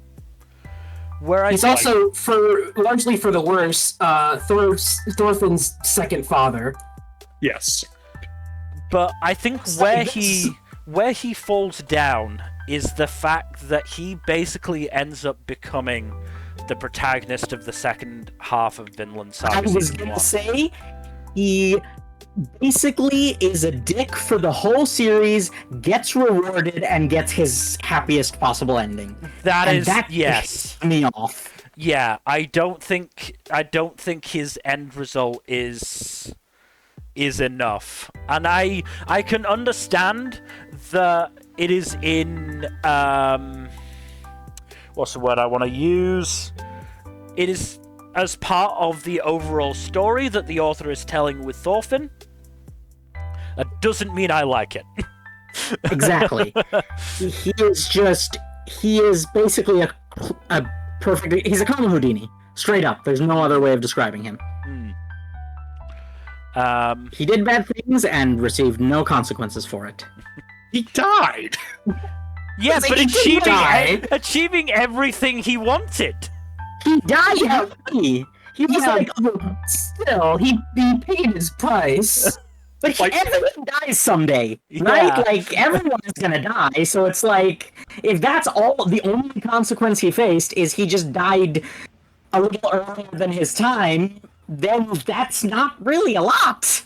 Yeah, I I don't think a character has to suffer horribly before dying just to face consequences for their actions. no, He didn't but face again, any consequences. Period. the point is that he didn't just die; he died succeeding in his goals. I mean, would- his whole plan, his whole final plan basically amounts to a Thanatos gambit, yes. like Yeah. So he got exactly what he wanted for the whole series, despite being like a complete dick and selfish and stuff. Like, it's just no. I don't like. it doesn't sit It's right with not- me. But I can understand his impact as a villain. So the problem is, you do not. The problem is also execution, because if you were going to have him be the protagonist of like the first part of the story, which he basically was, then don't introduce him as the big antagonist of the person you introduced as the protagonist. So I mean, part here's of the it- thing part where of the it- anime fucks it up. It's the ordering of things. I was about to say the exact same thing. Yes, Yeah. did They fuck that up major. absolutely needed to start with teenage Thorfinn fighting Askeladd, and only later do you find out why Thorfinn hates him so much. Yeah, no. If they had actually done the order that the manga is in, trying to be fancy and go in chronological order, it Yeah, would have worked no. a lot better. No, I It's not absolutely that agree with he was that. a much better person in the order of the manga either. No, but it's a matter of execution. No, I would agree with Jack on this. I think the execution would have worked better had it been in that order. But it wasn't great. No. Regardless. No. What are your thoughts on this? If it were up to me, he'd be an S tier. That's my thought on this. I don't entirely disagree, honestly. I think he should at least be an A, but Exactly. Yeah. Considering the fact that I want him in F tier, shall we compromise and split the difference? I'd say, okay, if we're splitting the difference, bottom of B, then. Okay. I was gonna say C, but Mill? What are your thoughts? My thoughts are, as much as I dislike him and his character, I also can't sort of take away from the impact. Cannot discount the impact, yes, but So like my thought, honestly, is probably high B, low A. B is the highest I'm willing to go. High B then. I think B. if he's going in B, I'd put him just below All for One. I'll take That it. is fair, yes. That I'm would not be my happy with it, instinct. but I voted. And And that's unfortunately how these things go. These entire lists are compromises. There's gonna be hey, to be fair, I'm not exactly happy about it either. Yeah. you know Things what? that none of us are happy about. As an aside, instead of That's how you know it's a compromise. instead of moving someone guaranteed to S tier, can we choose to move someone higher up into F tier instead? No. No. 'Cause that's just Nice petty. try. That's a Nice nice try, man. It didn't necessarily be ask a lot for me. I'm sure there's going to be some people here that I absolutely hate that you guys are not going to for some reason. But moving on to Astolfo Granatum, the case study of Vanitas. I got AK less famous Astolfo. worse Astolfo, yes, we're aware of this. I mean, it says something that he also has pink hair. That might listen. Astolfo is not a very young character, so there could reasonably be some DNA there. No, there probably is in terms of the character design. I'm not going to go into it here because I'm pretty sure it would be a long tangent, so... So Astolfo from finished yet. Vanitas, he only really plays a part in the first, I would say actually only in the middle third of season 2. Yeah, he's part of the Beast of Gavada arc. But even then, he doesn't really appear until sort of the second half of that arc. Mm-hmm. Which is to be fair, is a pretty big arc. As I said, it does take up, I would say, a good 2/3 of season 2. But you know, he isn't that much of a factor in there. That said, he is definitely a strong force. He is the most oppositional of the chasseurs that we meet, I would say. So he's power bottom, is what you're saying. Yes. In a show where that is actually probably more of a factor than most. Yes, I would say he is a bratty power bottom. God damn it. We didn't write the show, Jack. No.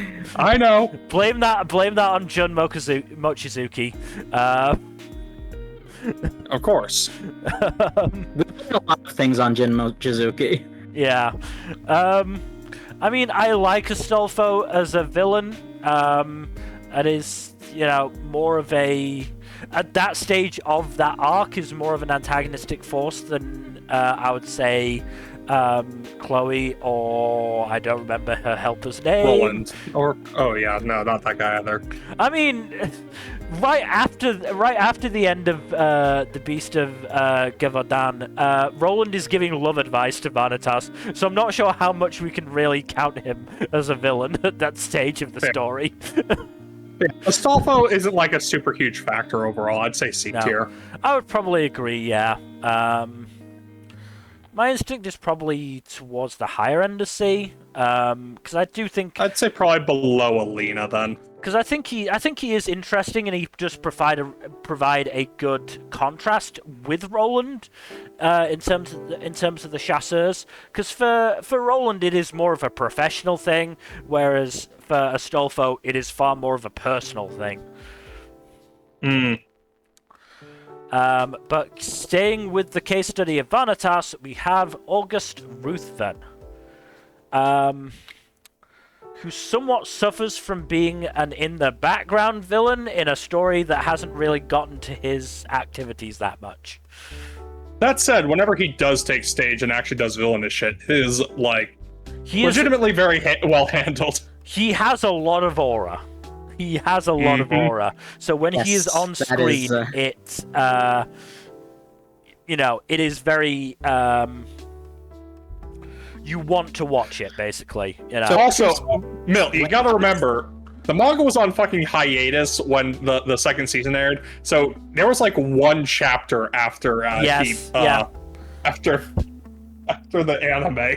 Yeah, I mean, in terms of the villainous actions that we've seen him perform, it's the thing at the end of season 1 when he mind whammies Noe, and then it's his role in creating Chloe as the beast of Givaudan.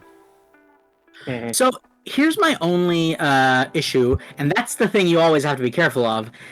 How is the mind whammy presented? Because that can often be very, there can be very unpleasant implications for a lot of the mind whammy stuff sometimes. So how is it presented? What do you mean? Because it also helps me. It also will help me because I have to try and remember that scene. It's been a while. Like, sometimes it looks like it's kind of something else, if you know what I'm saying. I don't think It's was. not super suggestive, no. No. He is probably one of the least suggestive characters in the show. To be fair, that bar is in hell. I know that bar is low. That doesn't really say anything with the context of this show. But I wouldn't say it's a rapey feeling, if I remember correctly. No. Okay, It's disturbing as hell, but it's not rapey. It's disturbing, So but I would say disturbing's fine. yeah. It's not like that suggestive. Yeah. I would say it was more about overwhelming power than it was suggestiveness. Yeah, I think that is a more easier to palate a lot of the time. Yes. Again, though, he's very interesting because we really want to see, what his end goal deal, is going to be, and what. So what you're saying is that when he's on screen, everyone loves that he's on screen, and when he's not on screen, everyone's like, "Where's August?" Thankfully, they're not asking that because they're too busy squeeing over the love quadrangle. Yes.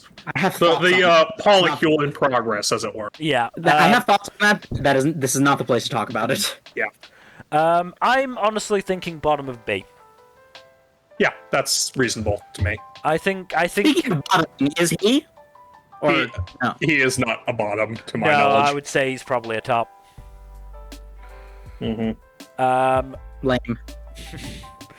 Aura the Guillotine from Frieren Beyond Journey's End. So, from what I've heard, the more interesting villains in Frieren don't pop up until after where the first season ends. That said, Aura does have a few things going in her favor, namely just memorability, for one.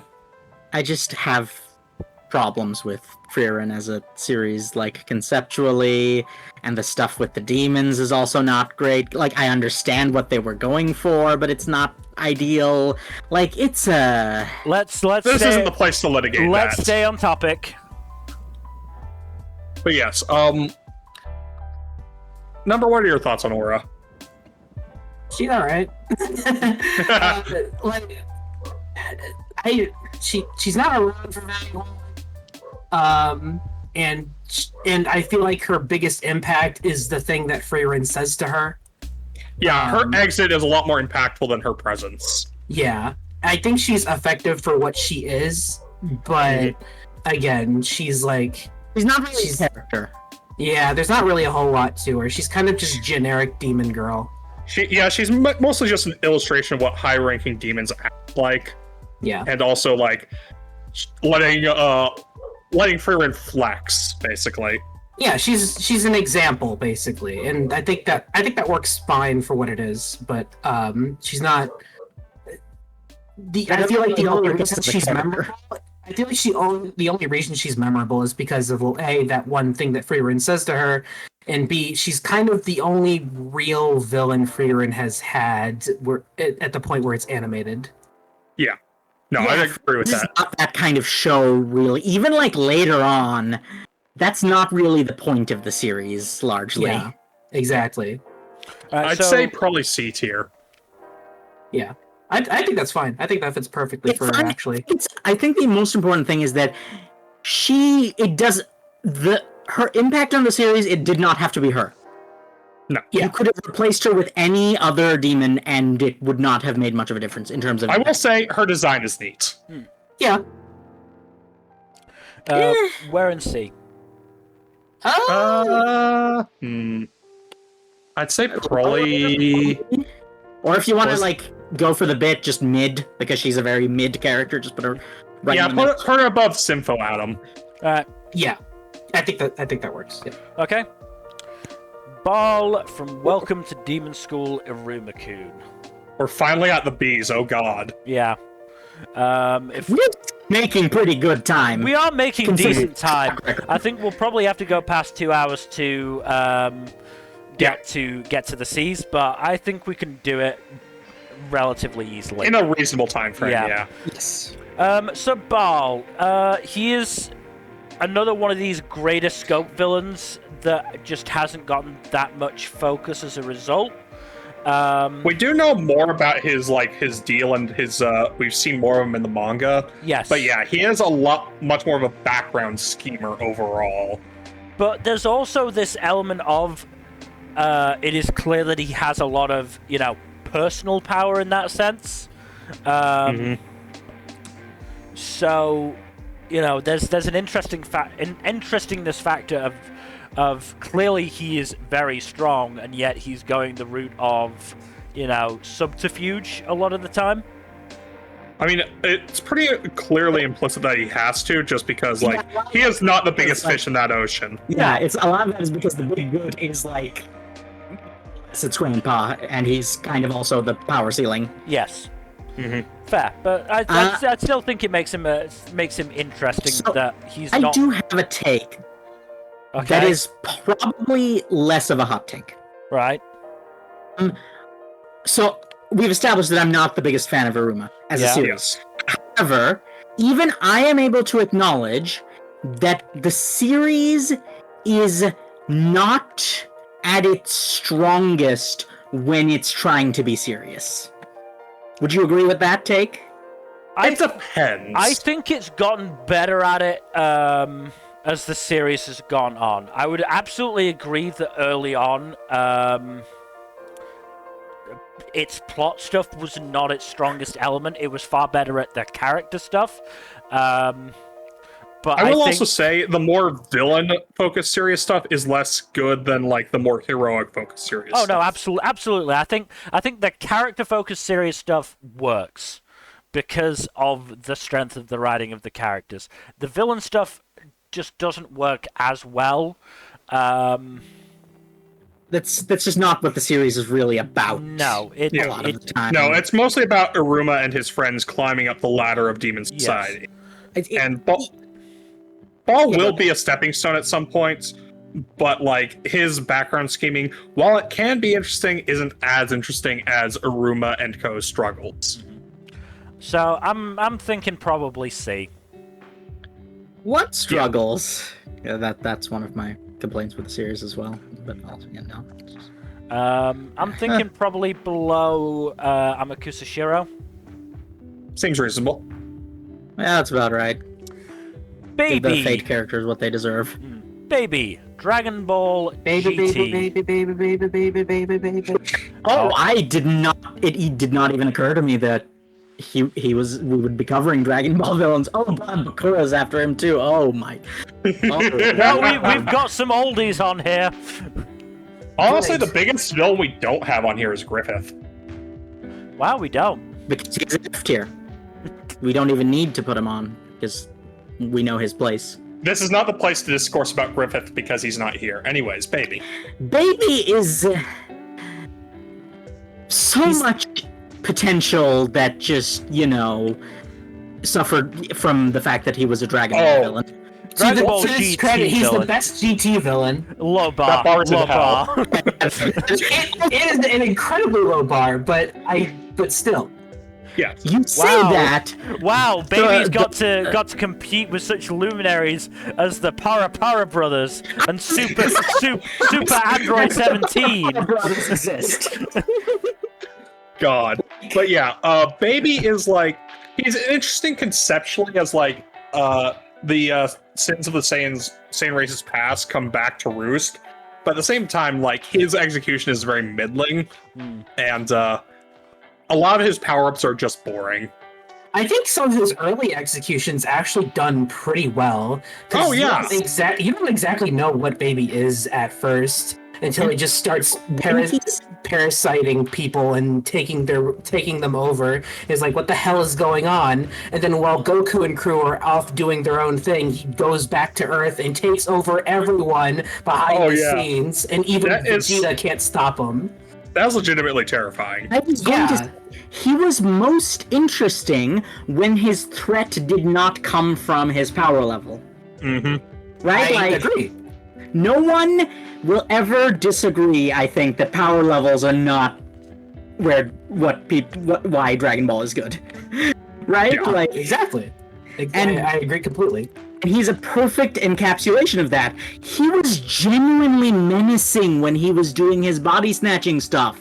Mm-hmm. Right? Like, he is a character who in any other series would not ever reach that power level and be more interesting for that reason. Mm-hmm. It kind of reminds me of how Cell was, when I would argue that Cell was more interesting when he was a horror movie villain and on the weaker side of things and just going around just drinking people.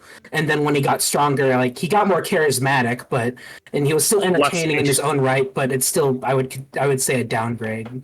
Yeah, exactly. We'll talk about Cell probably next time, but go off on that, but you know. No, it's relevant here. It's fine. It's the same problem, right? It's the same problem where the character is more interesting when they're the underdog in Dragon Ball. Mm-hmm. Because Dragon Ball has just trained us to be like, yes, the idea is everyone very strong. Mm-hmm. Right? So when the villain is menacing by not being the strongest, that's when they're more interesting. And Baby suffers from that. I think it's sort of a consequence of the formula of Dragon Ball, which is the formula of all Battle Shonen, which is, at the end of the day, the villain is going to have to be defeated in a fight, and to make that fight interesting, the villain has to be, at least nearly as strong as the hero. And so, it's true. As much as you can do that's interesting in the build-up to that fight, in the same way that you did with, Imperfect Cell being a horror movie villain, with Baby, taking over people in the background. At the end of the day, body snatchers, at the end of the day, it's going to result in a big beam struggle fight between Goku and the villain. And so, it's a Dragon Ball problem, but I do believe that is not necessarily a problem that is totally guaranteed in Battle Shonen, simply by virtue of the fact that there are people who have been puzzle bosses where straightforwardly, just killing them was not an option. Yes, no, right? Absolutely, but it is. Dragon Ball has those. Yes. Right? Even what? Movie villains in Dragon Ball are like that, like Baby Junior as Garlic Junior. Garlic Jr. Sorry, yes. Say what you will about him as a villain. The fact that he cannot be defeated by straightforwardly just beating the crap out of him is interesting. Yeah. I mean, the issue is it just it wrote them into a hole and made it so Garlic Jr. could only defeat himself. But in the hands of better writers, that probably would have worked better. But he did it twice. He did it twice. Why did he do it at the same time? I don't understand. Oh my God, I did it again. Anyway, where are we putting Baby? C tier. I think being generous, high C. Yeah, because he is a character with great potential who suffers from being a Dragon Ball villain, really. Yeah, okay, I'll put him below Ball. Yeah. Oh, Bakura. Bakura Ryo Yu-Gi-Oh! What are we talking about here? Are we talking about good old Snake Dick himself, or are we're talking about Yami Bakura? We're talking Yami Bakura, which is technically also Zork, but in a different way, because Zork fused with Bakura, but also it's complicated. Late stage Yu-Gi-Oh got weird. We're just talking about the Kura as a whole, and in which case I think he's an incredible villain. No, I do really like him as this basically sort of background threat working his way up, you know. He ends up... I like that he's like always there. He's kind of like the Blackbeard of Yu-Gi-Oh, basically. He is. His win against Exodia was BS. No, it was, but it kind of had to be because the Pharaoh had to win. Yeah. You have to have BS to defeat BS, after all. That's Yu-Gi-Oh! BS defeats BS all the time. Yeah, that's literally the formula of the show. The villain pulls. That's fair, but the villain pulls some BS, and the Pharaoh pulls some absolutely insane BS to beat it. Like, yes, I fire my mammoth graveyard using silver arrow. That was so dumb. That was so dumb because it never, nothing like that ever happened again. Nothing. No, and I will defend it to my dying day. You know that the author wrote the actual like scenarios before. I will also say, but Yu-Gi-Oh didn't actually get weird. It just returned to the weirdness that it had. Yeah, no, it was Zero. To be fair, it was always weird. It was always weird. I'll give you that. Yeah, anyway. Yes, okay. We got to return to Pakura. Listen, I love him. Yeah. I don't know how high he should be, but personally, A minimum. I'd say A also. I would say as well. He also just has a big impact on the franchise as a whole. He inspired a lot of other Yu-Gi-Oh villains in all the other series. Yeah. And for that alone, like, he has his place. And he's in the entire series. Yeah. I love that he was defeated certainly in the manga, the last arc before Duelist Kingdom. And, he stuck around with the main characters, just sort of waiting for his chance. Helped incite, Yami Marek to a certain extent, and then, finally in that final arc, took his chance. And also, his first appearance is him playing a game of Evil Dungeons and Dragons. That's amazing. No, that's great. Amazing. That is also great. That is also great. I was going to say, it does not hurt that he is at least half the time a bit of a puppy dog twink. Also helpful. Yeah. Also helpful. Okay, but where in A are we putting him? I would say not like below. Yeah, that is exactly it. Like just below Aizen. I think just below Aizen. Yeah, I can agree. I agree. Yeah. Oh, hey, our first S tier is coming up, Mel. Yes, Klondike from High Card. My God. Go on your rant, Mel. I want to hear your rant. Let's go. Pointless fucking villain. He fucking is in the.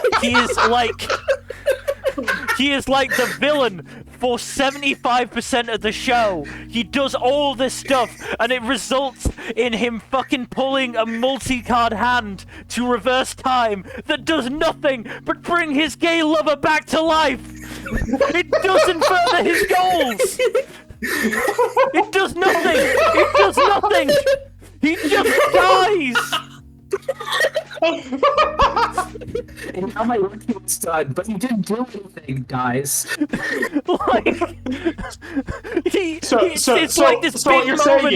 It's this big moment when he plays like a 4-card hand, and it's like he turns back time and he's like, "What did he do? What did he do?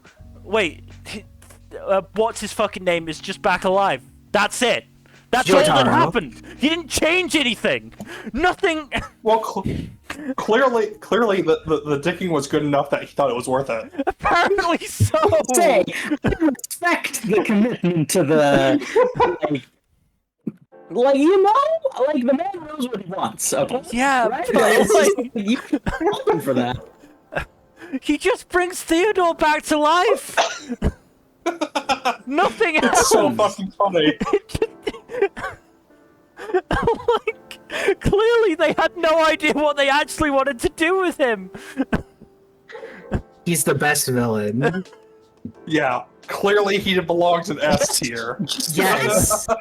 Listen, we had an entire thing in Batman about committing to the bit. I Yes. feel like he qualifies. I don't I know think how that high I saves him can from the put him. bottom tiers. I think that saves him. I think that saves him from E or F tier, but I think he should go in D. Yeah, I agree. He's not actively off-putting the way that Abel or even the Accas are. I'd honestly put him at the top of D tier because I like him as a character and I think he's interesting, but he just does nothing. Like nothing Anything by existing. Nothing he does has an impact in the end. Nothing. Yeah, considering the fact that one of our categories is impact, we kind of do have to dock points for that.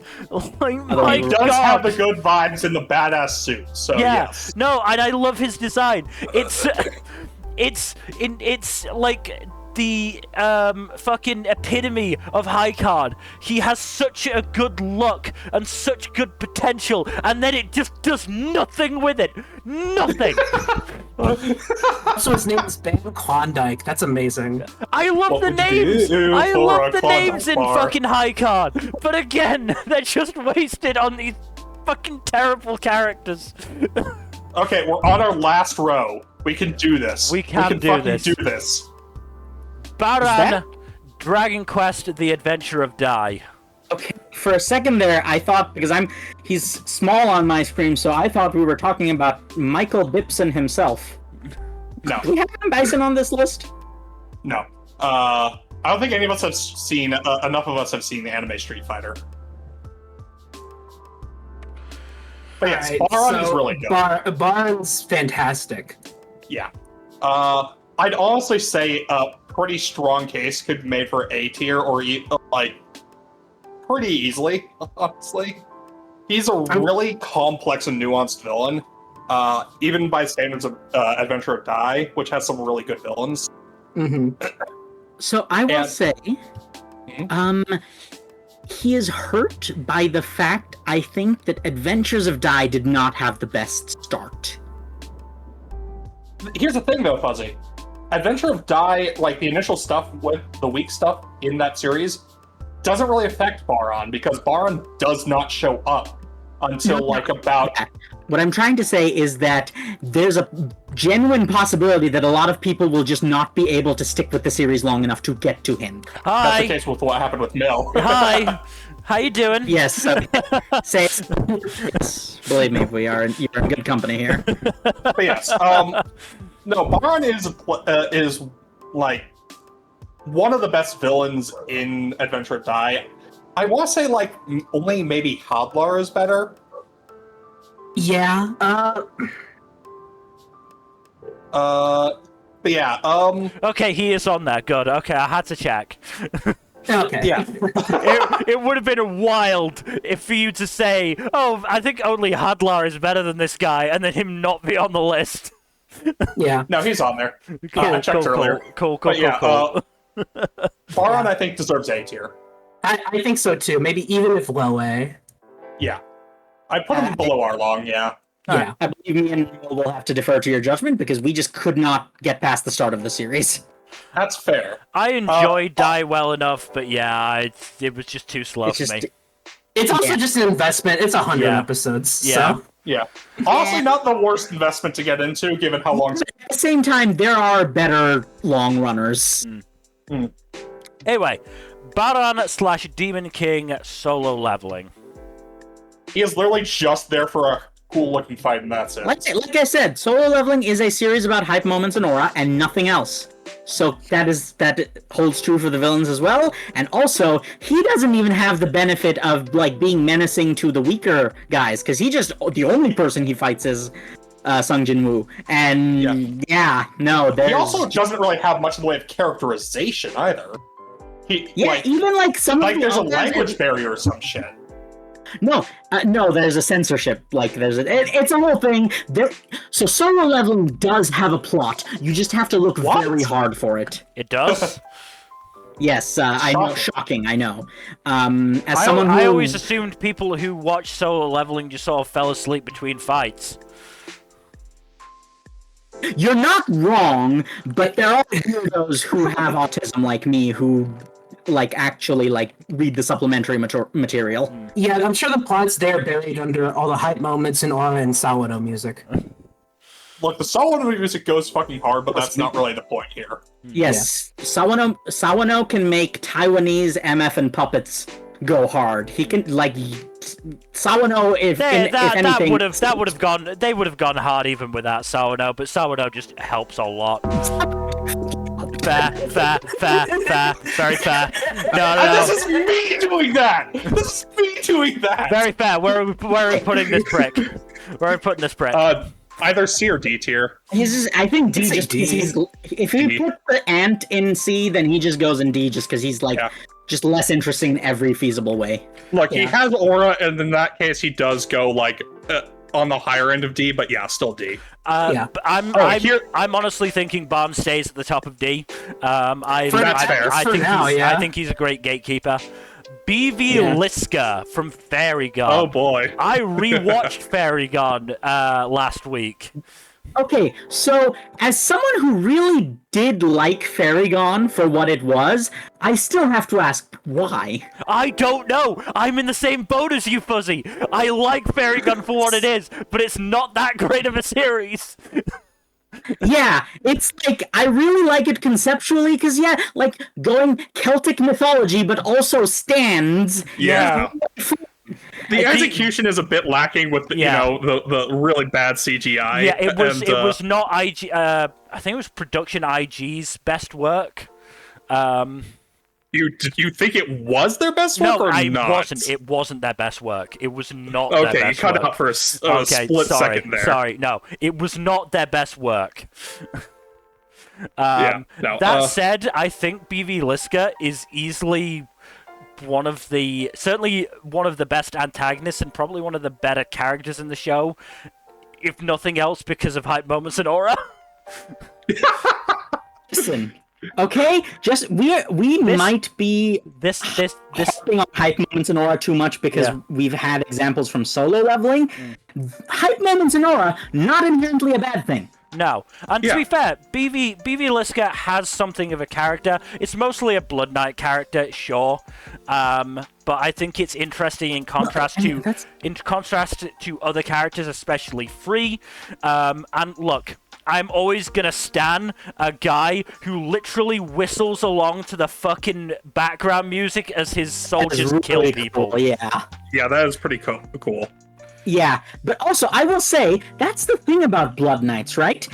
While they're hard to do well, they're also hard to do particularly badly. Yeah.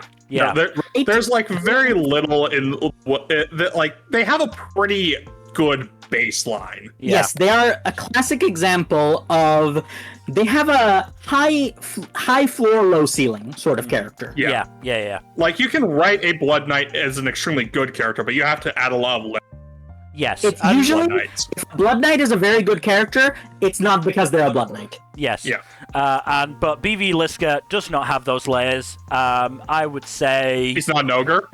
No, he is not an ogre. He is very cool. I really like him.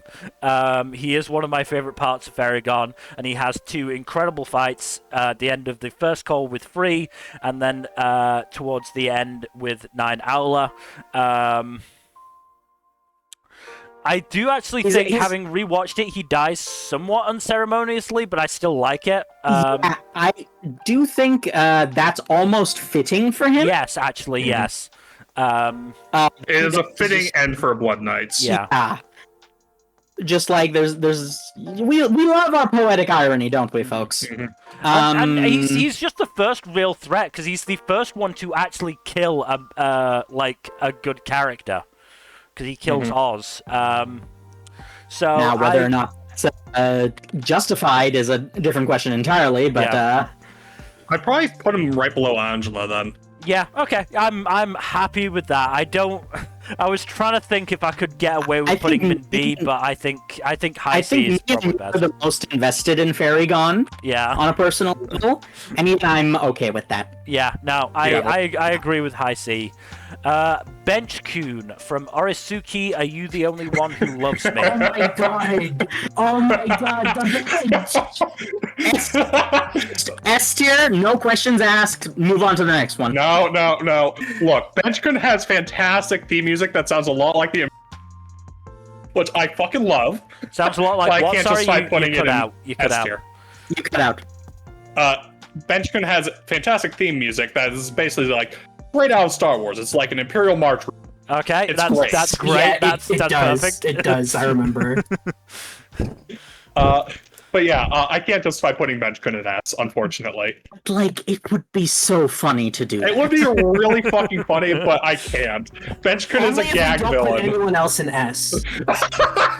Should we have an SS tier just for Bench-kun then? No. We're not going for SS. Damn it. What about a Z tier? No. We're not a Dragon Ball podcast. Are you Okay. Anyway, yeah, Bench-kun is mostly just a gag villain, but it's a really fun as like kind of like this personification of everything fucking going wrong for the protagonist in the funniest fucking way. Listen, Yeah. I'm okay with not going S, but I will not go lower than A. Honestly, Bottom of A. I'm okay with that. yeah, fuck Fine, it. Why not? fine, It's funny. It's funny. Honestly, not even knowing the context, it's funny. Oh, this is another one you have a rant for, Mil. Black Maria, Assassin's Pride. Oh my god, you guys watched Assassin's Pride? I I did. watched half of it before dropping it. Assassin's Pride? I watched Assassin's Pride. I think you had to I because watched this. I watched Was it Assassin's our Pride and I FMK hated it. days? I think it was our FMK days. Yeah, I think you must have watched at least some of it for our FMK days, Fuzzy. No, I repressed the memories of Assassin's Pride. I don't but blame yeah, you. It was an the incredibly present disappointing memories. show. It was an incredibly It was disappointing. also just dog shit on so many fronts. Look, Can you just remind me which this was? Because I remember the name, but I don't remember the premise. So it was fucking. It was like a Kirito XP. It was also like had some tutoring like a princess or something like that. Oh god, that one! Oh no. yeah. Basically, all the people who were shipped with. Yeah, no, there were like 4 female characters. Some of them were underage, and they were shipped with the man. No, all of them were underage. There was at least the smallest age difference was like 7 or 8 years. No, There was like one who wasn't, but Yeah. everyone else was. Yeah. Anyway, Black Maria. So, setting aside my issues, well, this is part of my issue with Assassin's Pride and Black Maria as a villain is because of the pacing of Assassin's Pride, in which they did 4 fucking volumes of manga in 4 episodes. Which is not good. That is just inexcusable. That is psychotic pacing. And as a result, you get Black Maria, who was quite an interesting, mysterious villain, had a really cool gimmick where she talked with, like, written flame. I fucking loved that. I thought it was so cool. And then she gets basically off-screened. Like, she turns up for a fight. She turns up for a fight and had been, like, the most prominent villain at this point. She turns up for a fight, and then it cuts to her having been defeated. And then you know what the worst part is? They fucking drop her talking gimmick, and she just talks normally after that. Yeah, I remember that. Oh my god. He deserves a better series. She does. Yes. She had Character who deserves a better series. Also, in hindsight, the protagonist of Assassin's Pride should probably have been on this list. Whatever. We cannot add more characters. The other thing is her power was like the power system was like class-based, and her power was being able to copy every other class, which again was interesting, especially against that overpowered prick of a protagonist. And they just off-screen her. God, like she's probably not going to be the first we'll see like this, where the character deserves a better series than the one they're in. You know what the worst thing is? They apparently couldn't fit in time for the fight with Black Maria, but they could fit an entire fucking episode of Halloween-based fan service bullshit. Oh my god. Oh my god. I think that was the point at which you and I dropped it. No, I dropped it after that because I was genuinely furious. I was genuinely furious. So, fun fact, Assassin's Pride has the privilege of being the only show on my personal Annie list that has a 1. I don't Holy blame shit. you. I don't blame you. I have to. I tell you to go to 0.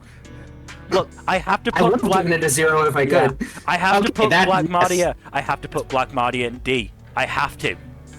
I don't like it Yes. because I really like the idea of the character, but that she has to be there. Like I said, The execution is dog shit. Yeah. she's a character who is better than the series deserves, and Yeah. as a result, we can't rate her very high. Yeah, no, I just. It genuinely still makes me angry to this day. No, me too! Like, there were some interesting things in that series. Yeah. If the series had decided to. The setting looks so fucking cool. Yeah. With the There's a- lamp things, and Yeah, like, yeah, no, damn, there guys. was a steampunk vibe to it. It was genuinely interesting. Anyway, Borgias from Ragnar Crimson. So out of all the Ragnar Crimson villains on this list, I think Borgias is probably the least interesting. Yeah. That said, the whole elderly dragon that parasitizes stay alive is pretty neat. Mm-hmm. And also just like It's actually quite a unique take on dragons, because usually, especially in Japanese media, dragons are kind of samey. Hmm. And so Yeah. he's kind of unusual. Just in terms on a meta level. yeah. And not in a bad way. I feel like the execution in Ragnar Crimson of Dragons is interesting. But yeah, Borgias is definitely the most unique take on dragons in the series. Yeah. Mm-hmm. It's kind And he does earn points for that, so I think. kind of unique, just like agnostic of being a dragon, or agnostic of the series. That take is not one you see for dragons in general very often. Yeah. Because Most dragons get stronger as they get older. Yeah. The common thing is also the draconic pride would mean they would like rather die than parasitize an inferior species, as it were. Mm-hmm. Yeah, like his whole thing, like character-wise, he's also just an extremely loyal retainer to Ultimatia, which a lot of the Winged bloodline are, but like he's like the standout in how like very clearly he is loyal to just her in general, rather than like simping over her like a couple of the others do. Yeah, you do. He does get points for that. Yeah. Like you can tell he's there for the like he's there not for reasons other than being horny, which honestly not a lot of the other members of that particular reverse harem can say, I think. Mm-hmm. Yeah. But yeah. I'd probably say like high C, low B.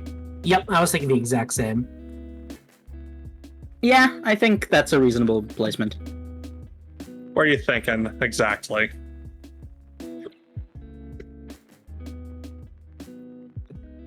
Like we have to put him somewhere. Yeah. I don't think too hard about the exact placements. I'll leave that to y'all. I guess bottom of B. Yeah, Yeah, fine. bottom B Alright, seems that's reasonable. fine. Boros from One Punch Man. Okay, so he is 90% hype moments in aura. No, Yeah, but it let's be works clear. because of the series. Because One Yeah. Punch Man, especially up until that point, was sort of the antithesis of that. He's the first person on screen who had to be punched twice. Yes. He's the first Yeah. person that Saitama had to get serious against. Mhm. So I have words on that, but we'll get to that later. Also, I don't know if it's better or worse that the manga decided to bring him back. I did? Oh, okay. Yeah. So the manga decided they foreshadowed him ominously. Is that the original web manga, or has it made its way to Or is it the Murata? It's the Murata. Oh, okay.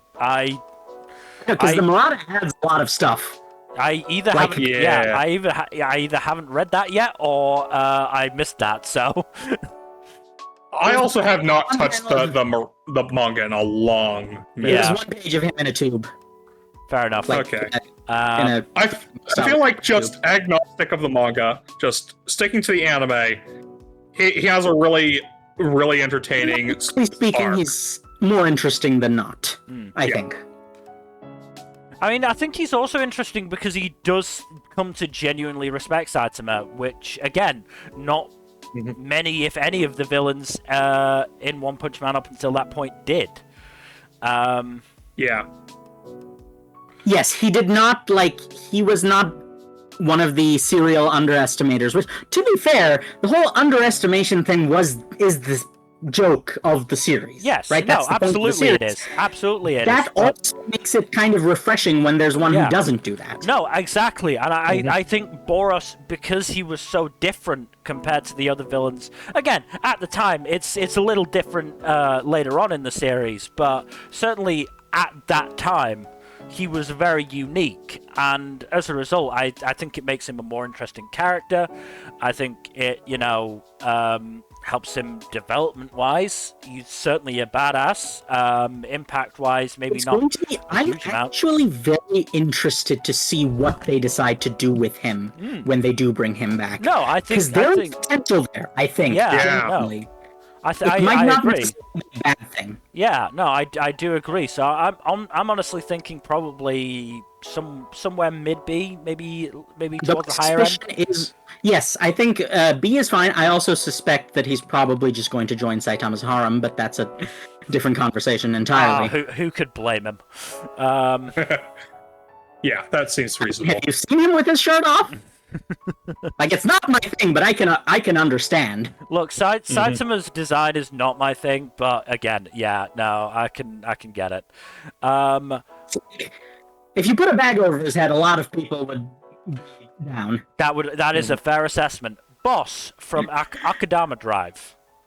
So Akudama Drive is a fucking fantastic show. I do think Boss is I don't know if Boss is as interesting as Doctor or Cutthroat necessarily, but I do feel like what Boss represents is really thematically strong within the series. No, So he's Boss more of is I agree. Boss is definitely less of a character herself and more the representation of the system. Yes, Of like authoritarian policing, Yes, especially. No, absolutely. Where Executioner, Pupil, Doctor, Cutthroat all have, their actual personality foibles. Boss is just the police system. She's the one making the decisions. We've already had. She is, I believe, the third character of that type that we've had thus far. Yes. But So thus far, we've had the personification of the flaws of the Catholic Church and the school system in Japan. But Yes. I would And this one is authoritarian policing, Yeah, which and I would- also very topical. Yeah, and I think Really? she's a really well done example of it. She is. I just think she's so well done. I mean, the writing in general in Akadama is so good, and she is, I feel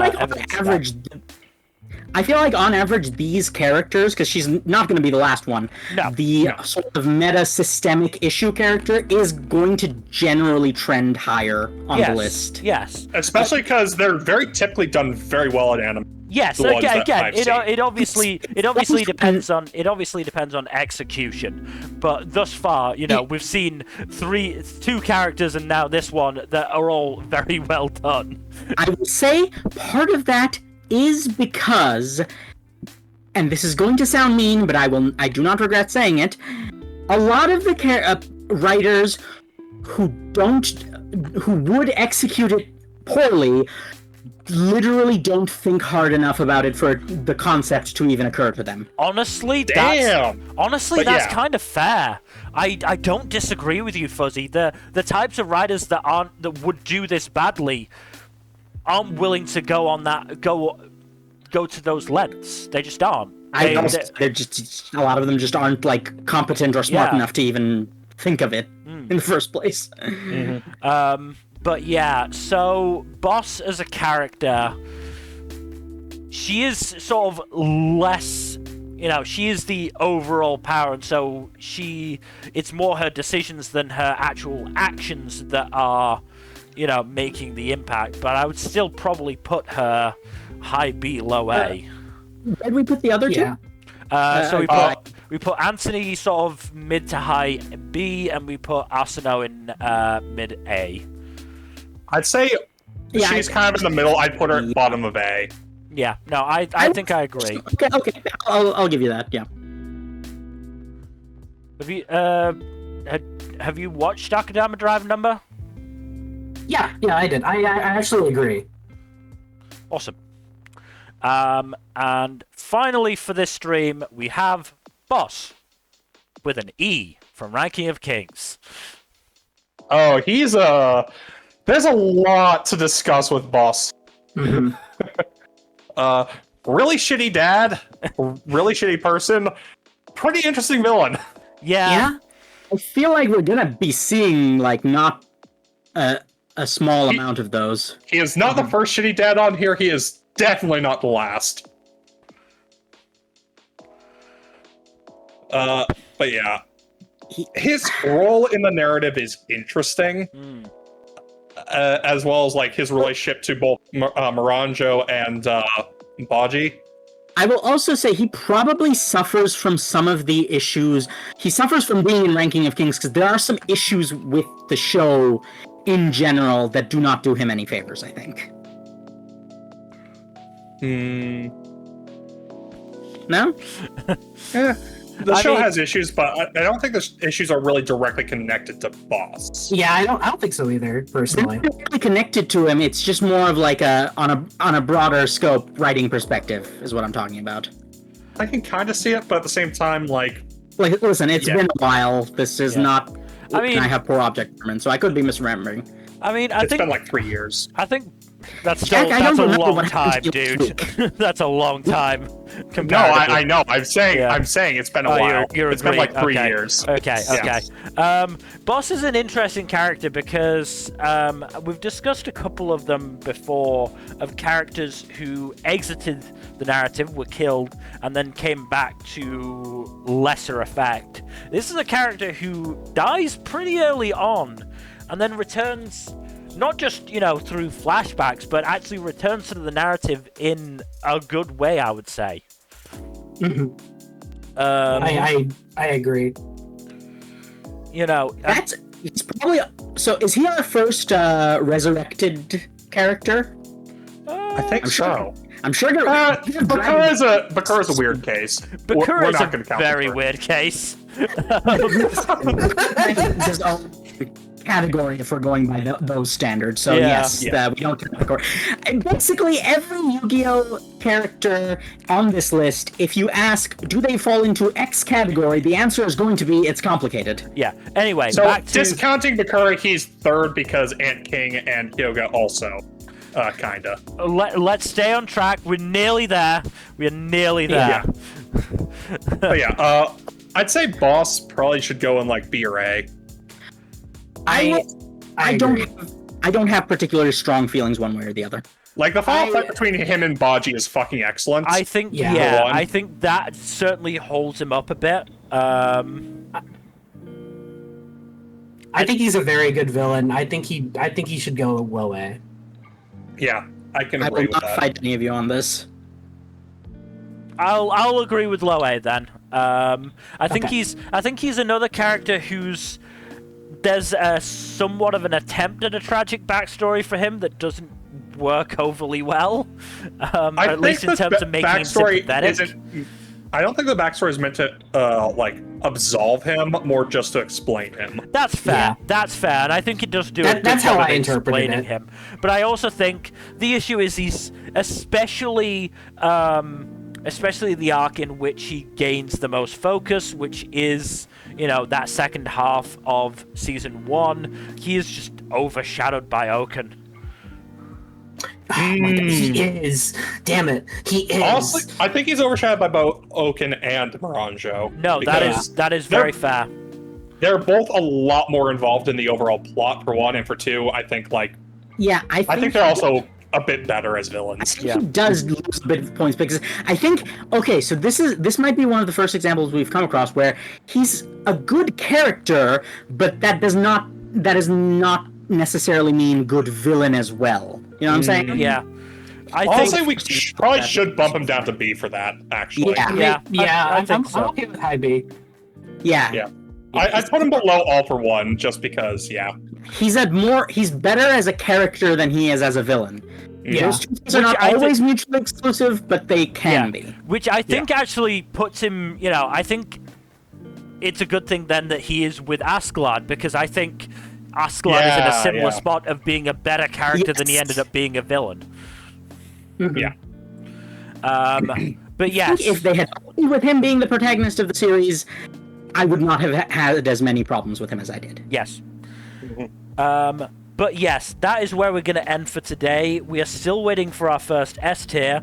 We do have our first F tier in Apollo from Danmachi, and we'll start the next stream with good old Kane Madhouse from To the Abandoned Sacred Beast. Mel, we are definitely going to get our first S tier next time. I mean, obviously. Katakuri is... Yeah, Katakuri's there. Okay, I thought you were making a joke about Kane Madhouse. No, fucking Katakuri, okay? We have a few of these series, like with Fairygon. I think the Abandoned Sacred Beast is one that me and Mil are, unusually attached to. No, I'm not attached to it. I think it's the most average series I've ever watched. I mean, we have unusually strong opinions on it. Okay, that's fairer. That's fairer. No, it is between this, fucking Ikebukuro, Westgate Park, and Noblesse for the most average fucking series I've ever watched. Oh God. You just Ikebukuro, Westgate Park, man, that takes me back. Holy shit. I remember that series being just so dull and boring, I dropped it after episode 2. That's really the greatest sin any work of fiction can commit, isn't it? Yeah, boring. A fiction that is bad, you can at least either dissect it or laugh at Roast it, yeah. Yeah, when it's just boring, then it's just a waste of time, and that's truly the greatest villain was wasting the reader's time. Mm-hmm. But yes, that is the end of our coverage of this tier list for today. We have so many fucking more to get through. Yeah, I mean, we're at 45 or 46 of 400, so yeah. So I think it's going to take us a long time to finish this, but at the same time, I think at some point we need to do an add-on where we do, add authors to this list. So we're not... This list in particular, we are not going to do meta villains at all. But I do think we can do at some point a tier list or discussion about authors who have really fucked up the work of fiction. Yes, because sometimes a piece of media's greatest villain is the author. Mm-hmm. Anyway, the next edition of this is probably not going to be for... Probably a few weeks at least. Probably a few weeks because Jack Number and I have got the summer wrap-up probably going to be the 4th of October. The premiere stream will probably be the 18th, I would imagine. And then 3+ episode check-in a few weeks after that. So it's about finding sort of a spot in between there that we can fit this in. We'll talk about scheduling off-stream. Yeah. Who knows when exactly we'll do this. It could be as early as next week or as late as a month. Yeah. Fingers crossed it won't be too long. But these are some of the characters you can look forward to in the next stream. It is likely we'll end somewhere between Elsa and Enaru. Yeah. And kids watching, if you are somewhat frustrated by the fact that we have to coordinate because we lack time, remember that the greatest villain in real life is the inexhaustible machine of capitalism. Yes. Unfortunately, we are Also scheduling. We are also not including abstract concepts, bar one exception. Yes, I know we have to have some otters on here, so that is Yes. the only abstract concept we're allowed. Yeah. Yes. Anyway, thank you everybody for watching. Hopefully you enjoyed. In terms of future stuff, Tuesdays, Thursdays, Saturdays, and Sundays, please do give us a follow here on Twitch and all that YouTube stuff. Like and subscribe, leave a comment down below, and please press that bell icon, yo. And otherwise, hopefully we'll see you tomorrow for some more D&D. Good night. Later. Bye-bye.